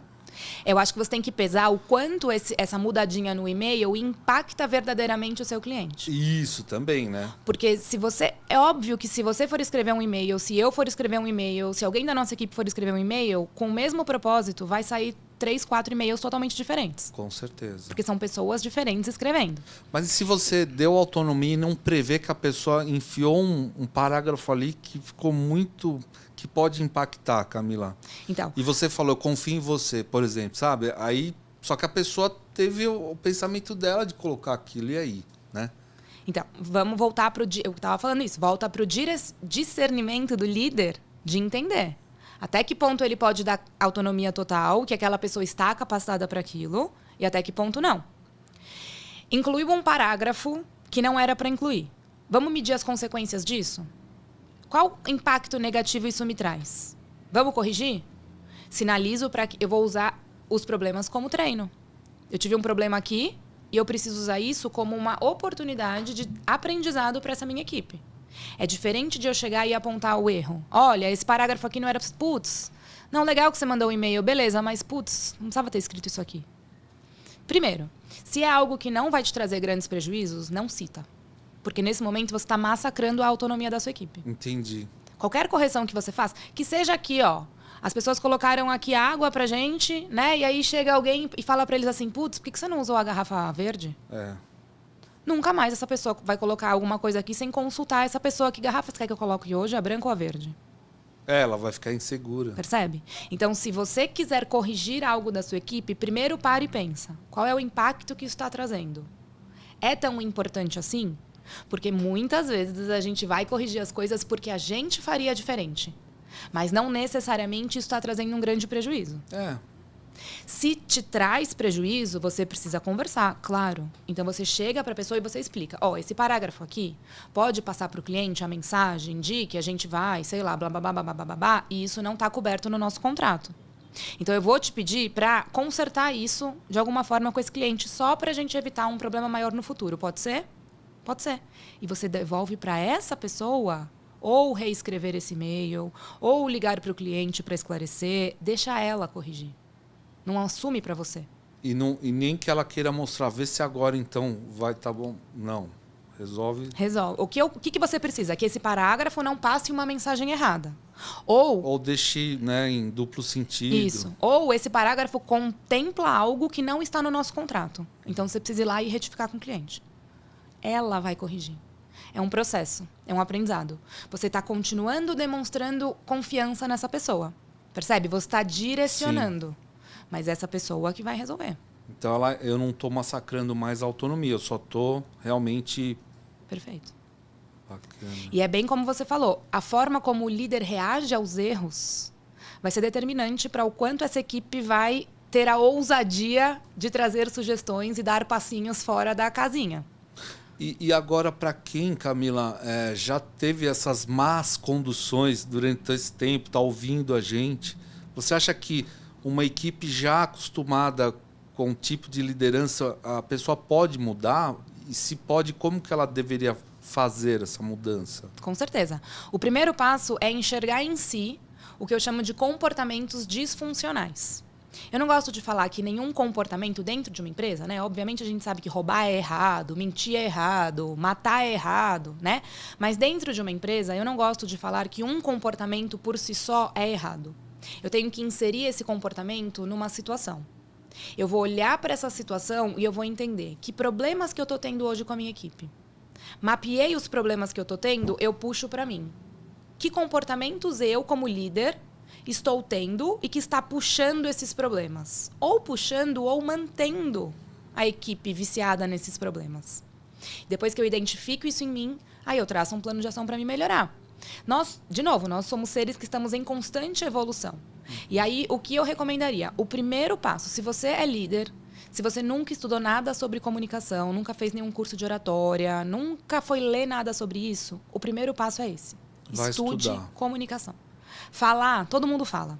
Agora, saber se comunicar, saber transmitir uma mensagem, saber inspirar pessoas. Todos os grandes líderes têm uma boa oratória.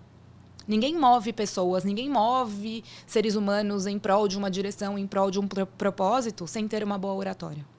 As palavras, se bem colocadas, se numa sequência adequada, ela tem o poder de mover pessoas para positivo e para negativo.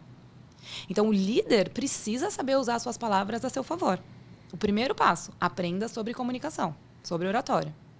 Segundo, olhe para si e entenda. Qual padrão meu aqui que eu estou tendo que não está funcionando para a equipe? A equipe não está respondendo como eu gostaria. O que eu preciso ajustar em mim? E começa, um passo por vez. Ah, minha dificuldade é em delegar. Tá bom. Então, você vai passar 1 mês aprendendo a delegar. Seu foco é aprender a delegar. Como? Delegar é difícil mesmo. Delegar envolve confiar no outro. Delegar envolve entender que as pessoas não vão fazer exatamente igual a gente faria. Delegar envolve gerenciar insegurança, gerenciar risco. Delegar envolve uma questão muito mais profunda, que uma aluna minha há pouco tempo me mandou isso e eu fiquei muito orgulhosa dela. Porque é o seguinte, se eu sou o líder herói, que eu faço tudo e que eu resolvo tudo, como é que fica o meu ego? Inflado? Pô, eu sou muito útil aqui. Eu sou muito bom. Eu resolvo, eu faço, eu aconteço. Se eu solto essas questões e todo mundo começa a fazer e eu não sou mais necessário na empresa, imagina o que isso pode acontecer.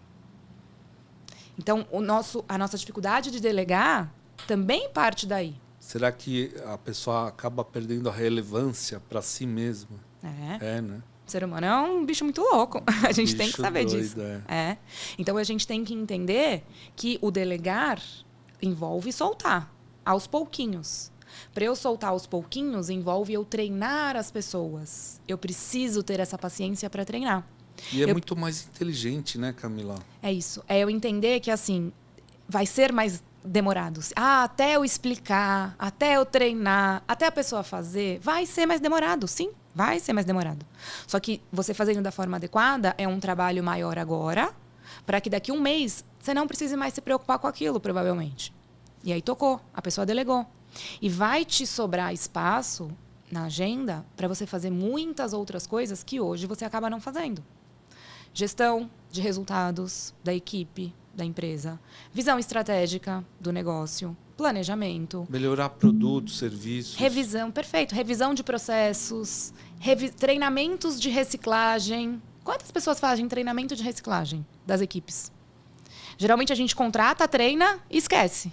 Nunca mais. Vai sozinho agora. Todo mundo precisa de treinamento de reciclagem. A gente também. Por que a gente fica assistindo podcasts o tempo inteiro sobre o mesmo tema? A gente está gerando um treinamento de reciclagem ali na gente. Né? Então, cabe a nós, como líderes, também darmos os treinamentos de reciclagem para a nossa equipe. Perfeito. E, Camila, agora é líder, né? Sempre um empreendedor é líder, não só o empreendedor, mas também muitos liderados, às vezes, dentro ali do ciclo dele, ele acaba se mostrando um líder. Crianças em escola, né? Na classe, enfim.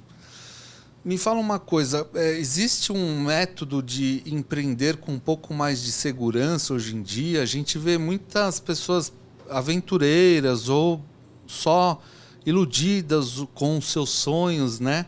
Elas vão lá, têm a coragem de pôr a mão na massa, tal, mas existe algo que ela pode, de repente, ver, não só analisar ela, será que eu vou ser um bom empreendedor?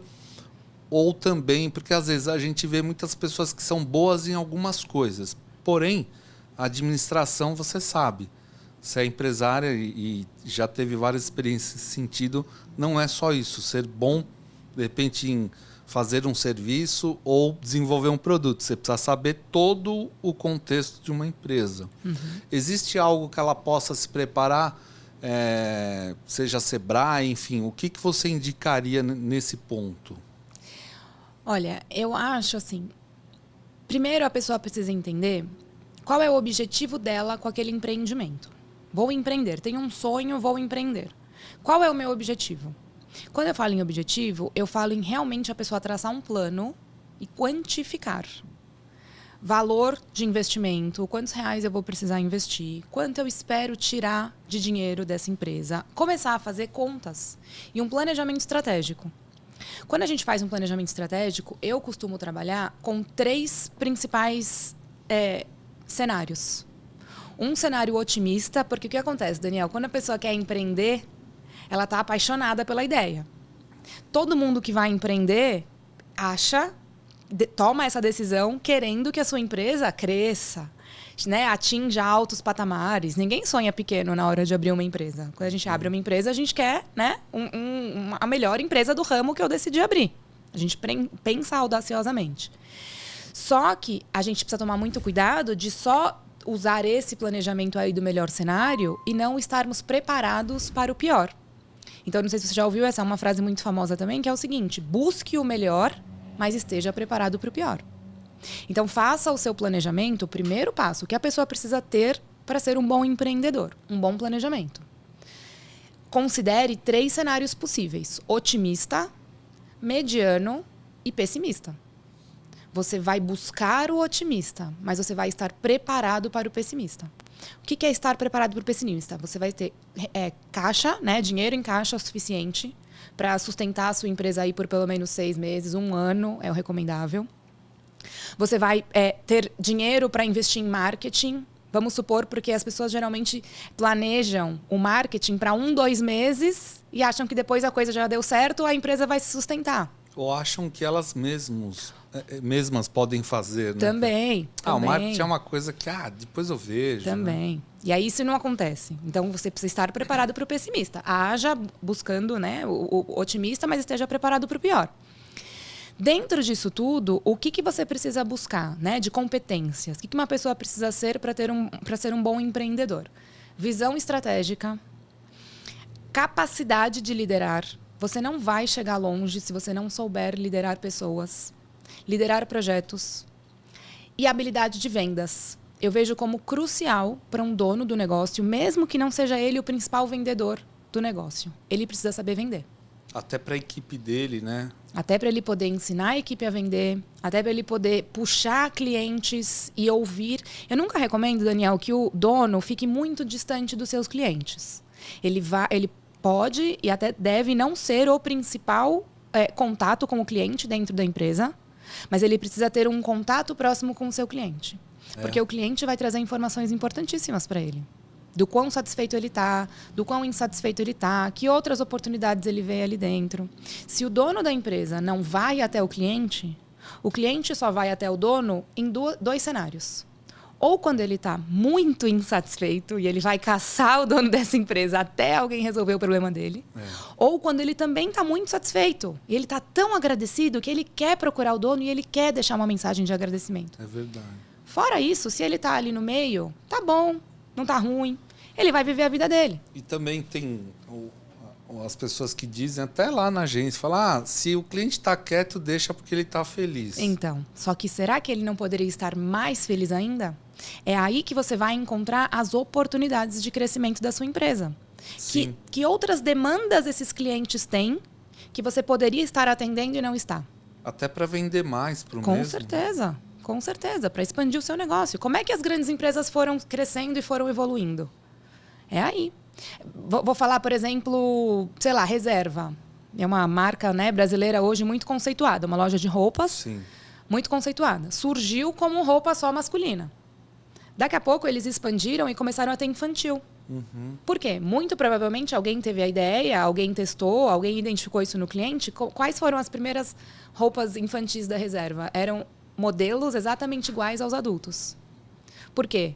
Para proporcionar aos pais e aos filhos a oportunidade de sair igualzinho. Nossa, você falou isso, eu vi isso ontem. A minha esposa foi votar e o pai e a criança com a mesma... E da Reserva. Eu falei, o pica-pauzinho ali. Isso. Porque você vê, até então, que eu conheça pelo menos, as únicas roupas adulto e criança igual, era meio que quase uma caricatura, sabe? A Dinda feliz, a mãe de menina. Sim, não roupas de sair, bonitonas e agradáveis. Sim. A Reserva... Neutras, né? Neutras, exatamente. A Reserva identificou essa oportunidade aí. E tá dando certo. E tá dando super certo. Agora eu vi que eles estão expandindo para roupas femininas também. Eu tô meio desatualizada disso, mas eles estão expandindo para roupas femininas. E aí, agora, por exemplo, eles têm lá, uma propaganda que eu vi, o jeans que parece que é calça de moletom, ou jeans confortável, algo assim. Esse é o tipo de coisa que a marca só produz depois de validar, ainda mais uma marca grande como a Reserva. Então, validar. Você falou uma palavra, hein? Porque muita gente que... Eu vejo muito também querendo abrir bar, né? A gente também já teve nesse universo, né? Há pouco tempo, até se conhecemos no evento disso, né? A pessoa que abre bar, ela está muito pensando que ela já entende do negócio só pelo fato de frequentar, de olhar aquele contexto e falar, só que eu toco, eu sei que tem que receber fornecedor de manhã, mas não é só isso, né? Aí tem a parte administrativa, de vender, tudo isso, né? Isso. Você vê muitos empreendimentos serem assim lindos até, com atendimento até que ok, tudo, mas parece que não vai, né?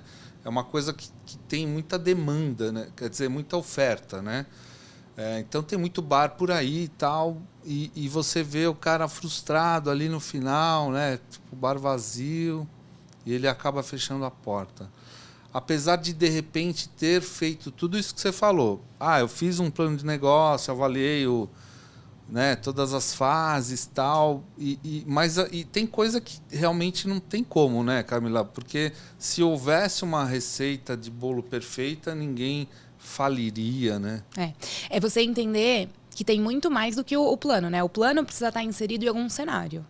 Então, assim, onde esse bar foi aberto? Aquela região ainda demandava bares? Ou já tem outros bares que a turma é fiel, frequenta esses outros bares e não vai migrar? Se for esse o caso, qual que é o motivo que as pessoas migrariam para o seu bar? Qual que é o seu diferencial? Porque bar, por exemplo, não é algo que o mercado está carente, você mesmo disse. Então, se eu quero ser bem-sucedido num bar ou num restaurante, eu entendo que eu vou ter que tirar esse meu público de algum outro lugar. A gente põe até academia nesse contexto que a gente está falando, né? Tem muita academia. Isso. Por que as pessoas vão escolher você versus o outro? Então, aí você precisa estar atento à concorrência e você precisa estar próximo do seu público. O que falta nesse outro? O que seria interessante de ter nesse outro bar? O que você gostaria? De repente, vamos lá. Lá no Tatuapé, no bairro que eu morei, quando eu era mais jovem, eu descobri que um dos bares que eu mais frequentava quando eu era jovem, agora está com área Kids. E aí você para pensar, você vê que faz sentido. Por quê? Porque o público fiel desse bar, lá 10 anos atrás, 12 anos atrás, agora é pai. É pai e mãe de criança. Então, esse bar se adaptou. Ao invés desse bar perder o seu público para maternidade e para paternidade, esse bar trouxe uma área Kids para que o público continue fiel a eles e continue frequentando o lugar com famílias, com a sua família, né? Então, é isso que falta. No empreendedor, ele precisa ter essa visão estratégica, olhar comportamento, olhar tendências de mercado, estar conectado com o seu cliente. Ser curioso, Ser né? curioso. Um outro grande exemplo... Interessado. Um outro grande exemplo é a rede de barbearias Corleone. Você conhece? Sim. Se você pensar também, sei lá, 5 anos atrás, 10 anos atrás, não tenho certeza da idade da rede, mas vamos falar de 10 anos atrás. Um homem pagaria mais de R$100 num corte de cabelo? De jeito nenhum. Acho que não. Tem por quê? Hoje, meu marido gasta quase mais que eu em cabeleireiro por mês. Sério? Porque ele vai na Corleone, ele conectou com o cabeleireiro dele, eles contam as mesmas histórias, ele chega lá, para ele é uma experiência, né? É um momento. Para a mulher também no salão, né? Para a mulher também. Então, é um momento gostoso. E aí, eu tenho até uma comparação para trazer. Mas ele chega na barbearia, ele é bem recebido, ele está num ambiente agradável, masculino, ele recebe um chopp, oferecem para ele um chopp, ele ganha um café, aí ele senta para cortar o cabelo, tem massagem, tem toalhinha quente, e por aí vai. Ele tem aquelas barbas? Tem barba também, eles fazem a barba certinho. O cara, eles não atrasam. E eu acho que isso para homem é importantíssimo. Eles não atrasam de jeito nenhum. É fácil você agendar porque tem um aplicativo.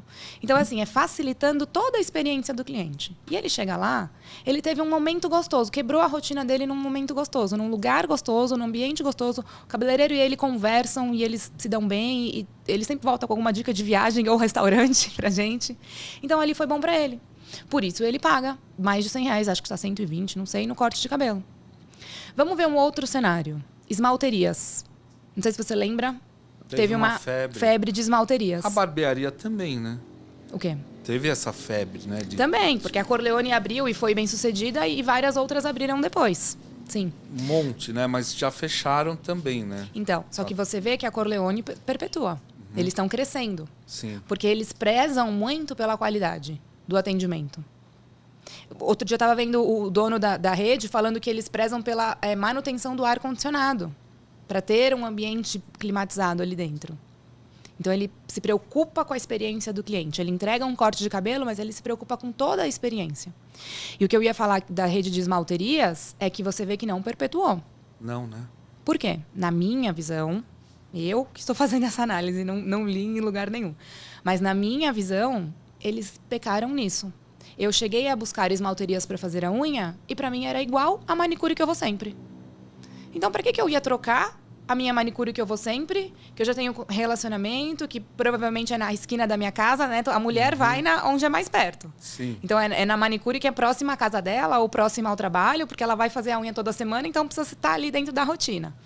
Para que eu iria me deslocar, sair de um ambiente onde eu já tenho aquele serviço, e eu gosto, porque também tem questão de gostar, né? Tem manicure que você gosta, tem manicure que você não gosta. Que arranca bife. Né? Então, para que eu vou correr o risco de trocar a minha manicure de sempre, que está na minha logística, está no meu bairro, está tudo certinho na minha rotina, para um outro lugar que me entrega o mesmo serviço? Eu lembro que a primeira vez que eu fui com uma super expectativa. Nossa, o que será que tem na esmalteria? E nas que eu fui, pelo menos, não tinha nada de diferente. Tinha uma paredona de esmaltes, no máximo, assim, mais cores de esmalte. Mas, num geral, assim, era: oi, tudo bem? Qual é o seu horário? Sua manicure é tal, fez, tal, foi embora, tchau, acabou. Aí, pra mim, não compensou. E eu percebi que depois as esmalterias não perpetuaram também, e eu fiquei com essa sensação, que faltou uma diferenciação ali. Talvez formaram sua clientela fixa, mas talvez não era a clientela grande o suficiente para manter a rede em funcionamento. Ou para atender alguém ou alguém, né, que não tinham essa manicure mais ali próxima, que ia às vezes na sua casa, ou que você ia na casa dela fazer, né? É isso. E aí, para mim, é isso. Eu acho que é você olhar para o cliente e entender o que ele está buscando. Então, é isso que a pessoa, porque é o que você falou, você matou, porque a pessoa que está iludida, ela está com uma venda nos olhos porque ela só está olhando para dentro, para o sonho dela. Perfeito. Para a expectativa dela e despreza o mercado e todas as outras condições, porque é difícil, né? Tem pessoa que não aceita a água no chopp no sentido, cara, esse seu sonho tá meio... Isso. Olha, esse cara tá jogando contra, ele tá tirando pedrinha nas minhas pombas, eu acho que ele não tá torcendo pelo meu sucesso. Sei lá, sabe? Às vezes Por quê? Porque ela tá tão envolvida, ela não quer quebrar isso, porque tá sendo às vezes gostoso para ela acordar com aquele... Isso é bom, né? Não vamos dizer que não é. Mas, cara, é negócio. O negócio tem que ser frio. Isso. Não pode ser com emoção. O negócio é frieza, é olhar, né? Você está fazendo, está pondo de grana, né? Então, às vezes, voltando àquele ponto de validação, de repente, você concorda, se a pessoa não tem uma expertise ou uma competência em algum ponto, não é melhor ela comprar uma franquia? Sim, eu acho que sim. Depende de qual é a expertise que ela quer tirar daquela franquia. O que ela está querendo ganhar de aprendizado naquele momento? Não, às vezes ela quer ganhar dinheiro e ter uma ocupação, se for isso. Vamos dizer, eu preciso ter um negócio, preciso, sei lá, sair de uma empresa, quero investir em alguma coisa. Vamos por esse cenário. Eu sempre recomendo que a pessoa busque algo além de ganhar dinheiro. Eu também. Porque ganhar dinheiro você ganha de várias formas. Então, você pode ser representante de alguma marca, sei lá, pega a Natura, você pode ser representante da Natura, você tem aí produtos para vender, você sai batendo de porta em porta, você vendeu, você ganhou dinheiro. Você precisa associar o ganhar dinheiro, na minha visão, né? Você precisa associar o ganhar dinheiro a algum passo maior, a algo que te satisfaça. Sim. Senão vai ter durabilidade. Porque senão, exatamente. É isso que eu acho. Num tiro curto, beleza, eu quero só ganhar dinheiro agora, porque depois eu dei meu passo lá na frente. Beleza, é um tiro curto. Mas quando você pensa em montar uma empresa, na minha visão, você não pensa em montar uma empresa para fechar daqui a pouco. Você pensa já num projeto de médio e longo prazo. Sim. Então, escolha algum ramo, alguma atividade que você goste de pensar. Eu vou passar a minha vida inteira daqui para frente mergulhada nesse meio e nesse ramo. E você que já teve em franquia, né? Você foi dona da... Da Curves. Da Curves, Desculpa, eu falei a concorrente. Isso. Você sentiu essa diferença? Eles dão realmente apoio? Pelo menos na que você ficou, é legal? De repente você indicaria para quem às vezes está inseguro de iniciar sua própria marca dentro de qualquer segmento? Uma franquia é legal? Então, as franquias são muito diferentes entre si. Sim. Você tem que estudar muito bem qual é a proposta daquela franquia, o que ela te oferece de serviço, de suporte e como que vai ser essa parceria e essa relação entre vocês. Geralmente, as franquias te dão todo um plano de negócio já validado, você implementa e eles nunca te dão garantia de retorno. Justamente porque eles sabem que vai depender de como você vai gerir, de como a sua equipe vai tocar. Mas eles te dão um direcionamento ali. Olha, né, o nosso plano de negócio é esse, as experiências comprovam até aqui, o formato é assim, assim, assado, em geral, a probabilidade é que você ganhe seu capital de volta, etc, etc, etc. Então, eu acho que vale. Se você quer ter um negócio que te gere um dinheiro um pouco mais fácil, franquia pode ser um caminho. O que eu gosto... Corte alguns caminhos, né? Tenha mais atalhos, porque está validado, né? Isso, são atalhos. É uma ótima palavra essa. São atalhos. O que eu gosto sempre de quebrar é a ilusão de que vai rodar sozinho. Não. E que não vai te dar problema. Isso nada, né? Nenhum negócio faz isso. Eu, quando comprei a minha franquia, a minha ideia era essa. Eu tinha acabado de me formar e uma amiga minha, amiga pessoal, trabalhava na central da Curves. Ela era da área de marketing da central da Curves. E a unidade da Curves do Tatuapé, que era o bairro que a gente morava, foi posta à venda. E aí ofereceram para ela e ela veio oferecer para mim para a gente comprar em sociedade, que é a Marina. Eu, naquele momento, aceitei porque o que eu queria? Ganhar experiência de gestão de negócio e de pessoas. Então, foi esse propósito que te Esse era o meu propósito. motivou. Eu não tinha nenhum sonho com ter academia, eu não tinha, né, grandes realidades. Eu adoraria ser do ramo da educação física. Não era isso. Eu gostaria de ganhar gestão, experiência com gestão de negócio e de pessoas. Pô, que legal, né? Foi. E eu sempre soube que ali eu teria uma passagem. Eu achava que eu poderia ficar com a academia por bastante tempo, porém...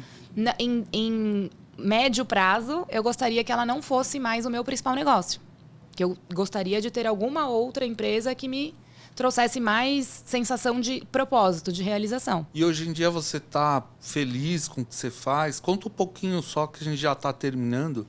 Fala o que você faz, até divulga, né, pro pessoal. O que aconteceu? Lá, quando eu fui ter a minha franquia e quis ganhar essa experiência com gestão de pessoas e negócios, eu entendi que eu não tinha experiência nenhuma, que eu não tinha conhecimento nenhum para isso. Eu tinha me formado em administração de empresas e, na prática, eu descobri o que todo mundo sempre diz, né? A faculdade te ensina muito pouco do que você precisa para ter sucesso no mundo real. E aí, ali, eu tinha uma equipe de 5, 6 pessoas. Tinha muita dificuldade de fazer com que elas cumprissem os combinados, com que os processos saíssem do papel. Era um atendimento mais personalizado. A Curve sempre teve um propósito de ter um contato mais próximo com as alunas. Era uma academia só para mulheres. Foi a pioneira nisso no Brasil, aliás. E a ideia era que as professoras ficassem muito próximas das alunas, como se fosse um clube. A ideia era transformar a academia num clubezinho, onde elas ficassem confortáveis. Era uma academia que não tinha nem espelho. Porque a ideia da Curve sempre foi pegar as mulheres que querem fazer atividade física, mas não gostam do ambiente academia. Então, a gente tinha esse outro propósito. Eles falavam lá na franquia que o nosso principal concorrente era o sofá. Porque não é que a gente queria roubar as mulheres das outras academias. Entendi. A gente precisava que elas soubessem que tem algum outro lugar que elas podem ir e se sentir à vontade. Perfeito.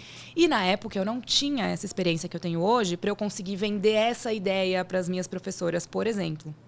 Então eu tinha muita dificuldade de fazer com que elas entendessem isso, com que elas dessem essa atenção. A gente fazia reuniões, aí a gente combinava ações especiais, campanhas, Dia da Mulher, Dia das Crianças, vamos fazer alguma coisa aqui. E aí, assim, a gente fazia vários combinados. Aí eu achava que qual era o problema? Eu preciso de um flip chart.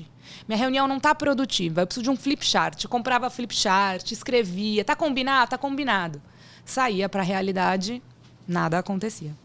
Aí chegou um momento, e aí por eu estar numa rede de franquias, eu tinha contato com as outras unidades de São Paulo e do Brasil inteiro, e eu via que as outras unidades, em sua maioria, conseguiam implementar os projetos, conseguiam fazer a academia crescer. E eu não estava conseguindo. Aí eu parei e entendi que o problema era eu. O modelo que era validado realmente estava validado e estava funcionando em outras regiões, e na minha unidade não. Eu falei, bom, então eu vou buscar algum tipo de outro conhecimento que eu não tenho. Porque eu queria mandar todo mundo embora toda semana. Toda semana eu chegava e eu falava, não dá mais, eu preciso mandar a fulana embora. Aí eu ia falar com a fulana e a fulana vinha com alguma coisa que eu falava, não, dá pra ficar mais um pouquinho. Ela não é tão ruim assim, pelo menos ela chega no horário, né? A gente vai vivendo assim. Aí eu fui buscar outros cursos. Aí eu fui entender sobre comportamento humano. Aí eu busquei cursos de coaching, cursos de business coaching. Cheguei depois na minha pós-graduação em medicina comportamental. E eu entendi que a gente precisa conhecer sobre comportamento humano. Aprendi várias técnicas, várias ferramentas e comecei a aplicar com a minha equipe. Quando eu comecei a desenvolver a minha liderança e aplicar essas ferramentas com a minha equipe, a minha empresa começou a crescer e perpetuar. Olha. Junto com isso, ficou mais fácil de gerir. A minha empresa começou a crescer, prosperar e ficou mais fácil de gerir. E eu também me percebi gostando muito desse conteúdo, gostando muito desse mundo. E aí eu e a Marina, minha sócia também na academia, começamos então a dar treinamentos de liderança. Começou pelo público do nosso bairro mesmo. Amigos que tinham dificuldade com liderança, as pequenas empresas do bairro. A gente foi montando turmas por ali. Dali, a empresa foi crescendo. A gente abriu, então, uma segunda empresa, que é a Manacá, que é a empresa que eu tenho até hoje. Dali, a empresa foi crescendo, porque daí, dos treinamentos, vinham pedidos de consultoria, vinham pedidos de treinamento da equipe, e a gente foi indo. E aí, hoje, a Curves acabou saindo do Brasil, a rede foi diminuindo a sua operação aqui, e a gente virou 100% para ter a Manacá, que é a nossa empresa hoje de desenvolvimento de liderança e de gestão comportamental dentro das empresas. E vocês têm cursos, né? Se quiser divulgar onde está o curso, o nome, enfim. Sim. No meu Instagram, dona de empresa. Underline, ó, pessoal. Underline dona de empresa. Opa, tô olhando para cá. Underline dona de empresa. Quando eu fui fazer @dona de empresa, alguma outra dona já tinha pego, eu não entendi por quê. Mas aí eu falei, tá, um underline aí ela resolve. Ficou dona, né? Então, underline dona de empresa. E lá eu compartilho muito conteúdo sobre liderança, sobre comunicação, que eu falei aqui. Formas de dar feedback mais assertivos para sua equipe, formas de cobrar. Eu tenho curso, um curso todo voltado para comunicação assertiva e influente para líderes. O primeiro passo, vamos aprender a se comunicar melhor. Então, eu criei um curso, são videoaulas gravadas super rápidas e objetivas. Todas as minhas videoaulas não passam de 13, 14 minutos no máximo. E em todas eu dou dicas muito práticas. Fale assim, não fale assado. Dentro desse contexto que eu falei, cérebro falando com cérebro. Como que eu torno a minha comunicação mais assertiva e influente para falar com o cérebro. Então, lá no meu Instagram, no link da bio, você encontra esse curso. E eu tenho também uma mentoria de liderança. Essa turma eu abro de tempos em tempos, porque eu faço um acompanhamento, é um programa de desenvolvimento de liderança de 3 meses. Eu faço um acompanhamento do líder e da equipe por 3 meses, e eu desenvolvi 6 passos que são implementados para você fazer uma virada comportamental na sua equipe. A gente cria essas métricas de desempenho, que eu falei, a gente implementa isso na equipe, a gente treina essa equipe a trabalhar voltada para resultados. Eu ajudo o líder a conduzir reuniões, ajudo o líder a fazer esse alinhamento individual e a gente implementa uma política de feedback sistematizados para que a gestão dos resultados dessa pessoa fique mais organizada e mais direcionada. A gente faz essas correções. Então, é um programa de 3 meses que eu abro a turma de tempos em tempos. A minha próxima eu devo abrir entre dezembro e janeiro. Olha aí, então, você que é líder, CEO, chefe, enfim, não entenda isso como um custo. Isso é investimento. De tudo isso que se você chegou até aqui, você viu o quanto isso importa, não só na produtividade, mas até na receita da sua empresa. Então, fica de olho aí. Eu indico a Manacá, conheço o trabalho deles, eu acho que é fantástico. A Camila só tem crescido, o perfil dela é gostoso de ver, acompanhar, porque não é aquele conteúdo que ela quer vender as coisas. Ela coloca conteúdo, assim, muita coisa que é legal de consumir e vários insights que eles passaram lá eu já aplico, vi que dá certo. Então, assim, segue e faça você mesmo a constatação. Camila, muito obrigado. A gente vai encerrar agora e deixe os finais aí para o pessoal também. Um alô geral aí do empreendedorismo, que você tem a visão assim mais genérica da coisa. Se há uma palavra... Eu que agradeço, Daniel. Passou super rápido, foi um prazer estar aqui com você. Tem muito mais, né? Dá pra gente ficar falando muito sobre esse tema. O que eu queria deixar para vocês é o seguinte: vamos buscar sempre se atualizar. Principalmente quando a gente está no papel de líder, no papel de empreendedor. A gente precisa entender que no mundo que a gente vive, hoje em dia, a gente precisa estar em constante adaptação, em constante aprendizado. Então, se hoje você está aí diante de problemas que parecem não ter solução, ou que você já não aguenta mais, está de saco cheio, calma e faça um pequeno ajuste. Às vezes, um pequeno ajuste na sua forma de falar ou na sua forma de agir já vão desencadear outras situações. Então, olhe para isso, olhe para si e busque se melhorar. Às vezes, eu costumo falar que a gente fica buscando a solução fora, né? Qual é a solução da vez? Agora eu vou tentar um marketing diferente. Agora eu vou tentar um RH diferente. Agora eu vou tentar... Para de buscar fora e olha para você. O que você pode ajustar no seu comportamento? Uou, perfeito. Olha isso. Show. Obrigado mesmo, pessoal. Então, assim, de novo, né? Se inscreve no canal, aquela badalada no sino, aquele like patrão e siga todas as redes, né? Porque a todo momento a gente vai ter não só esses conteúdos brilhantes que a gente acabou de ter aqui, mas também as pílulas, né? E sempre ficar atualizado dos próximos episódios. Muito obrigado você que ficou até aqui e um grande abraço.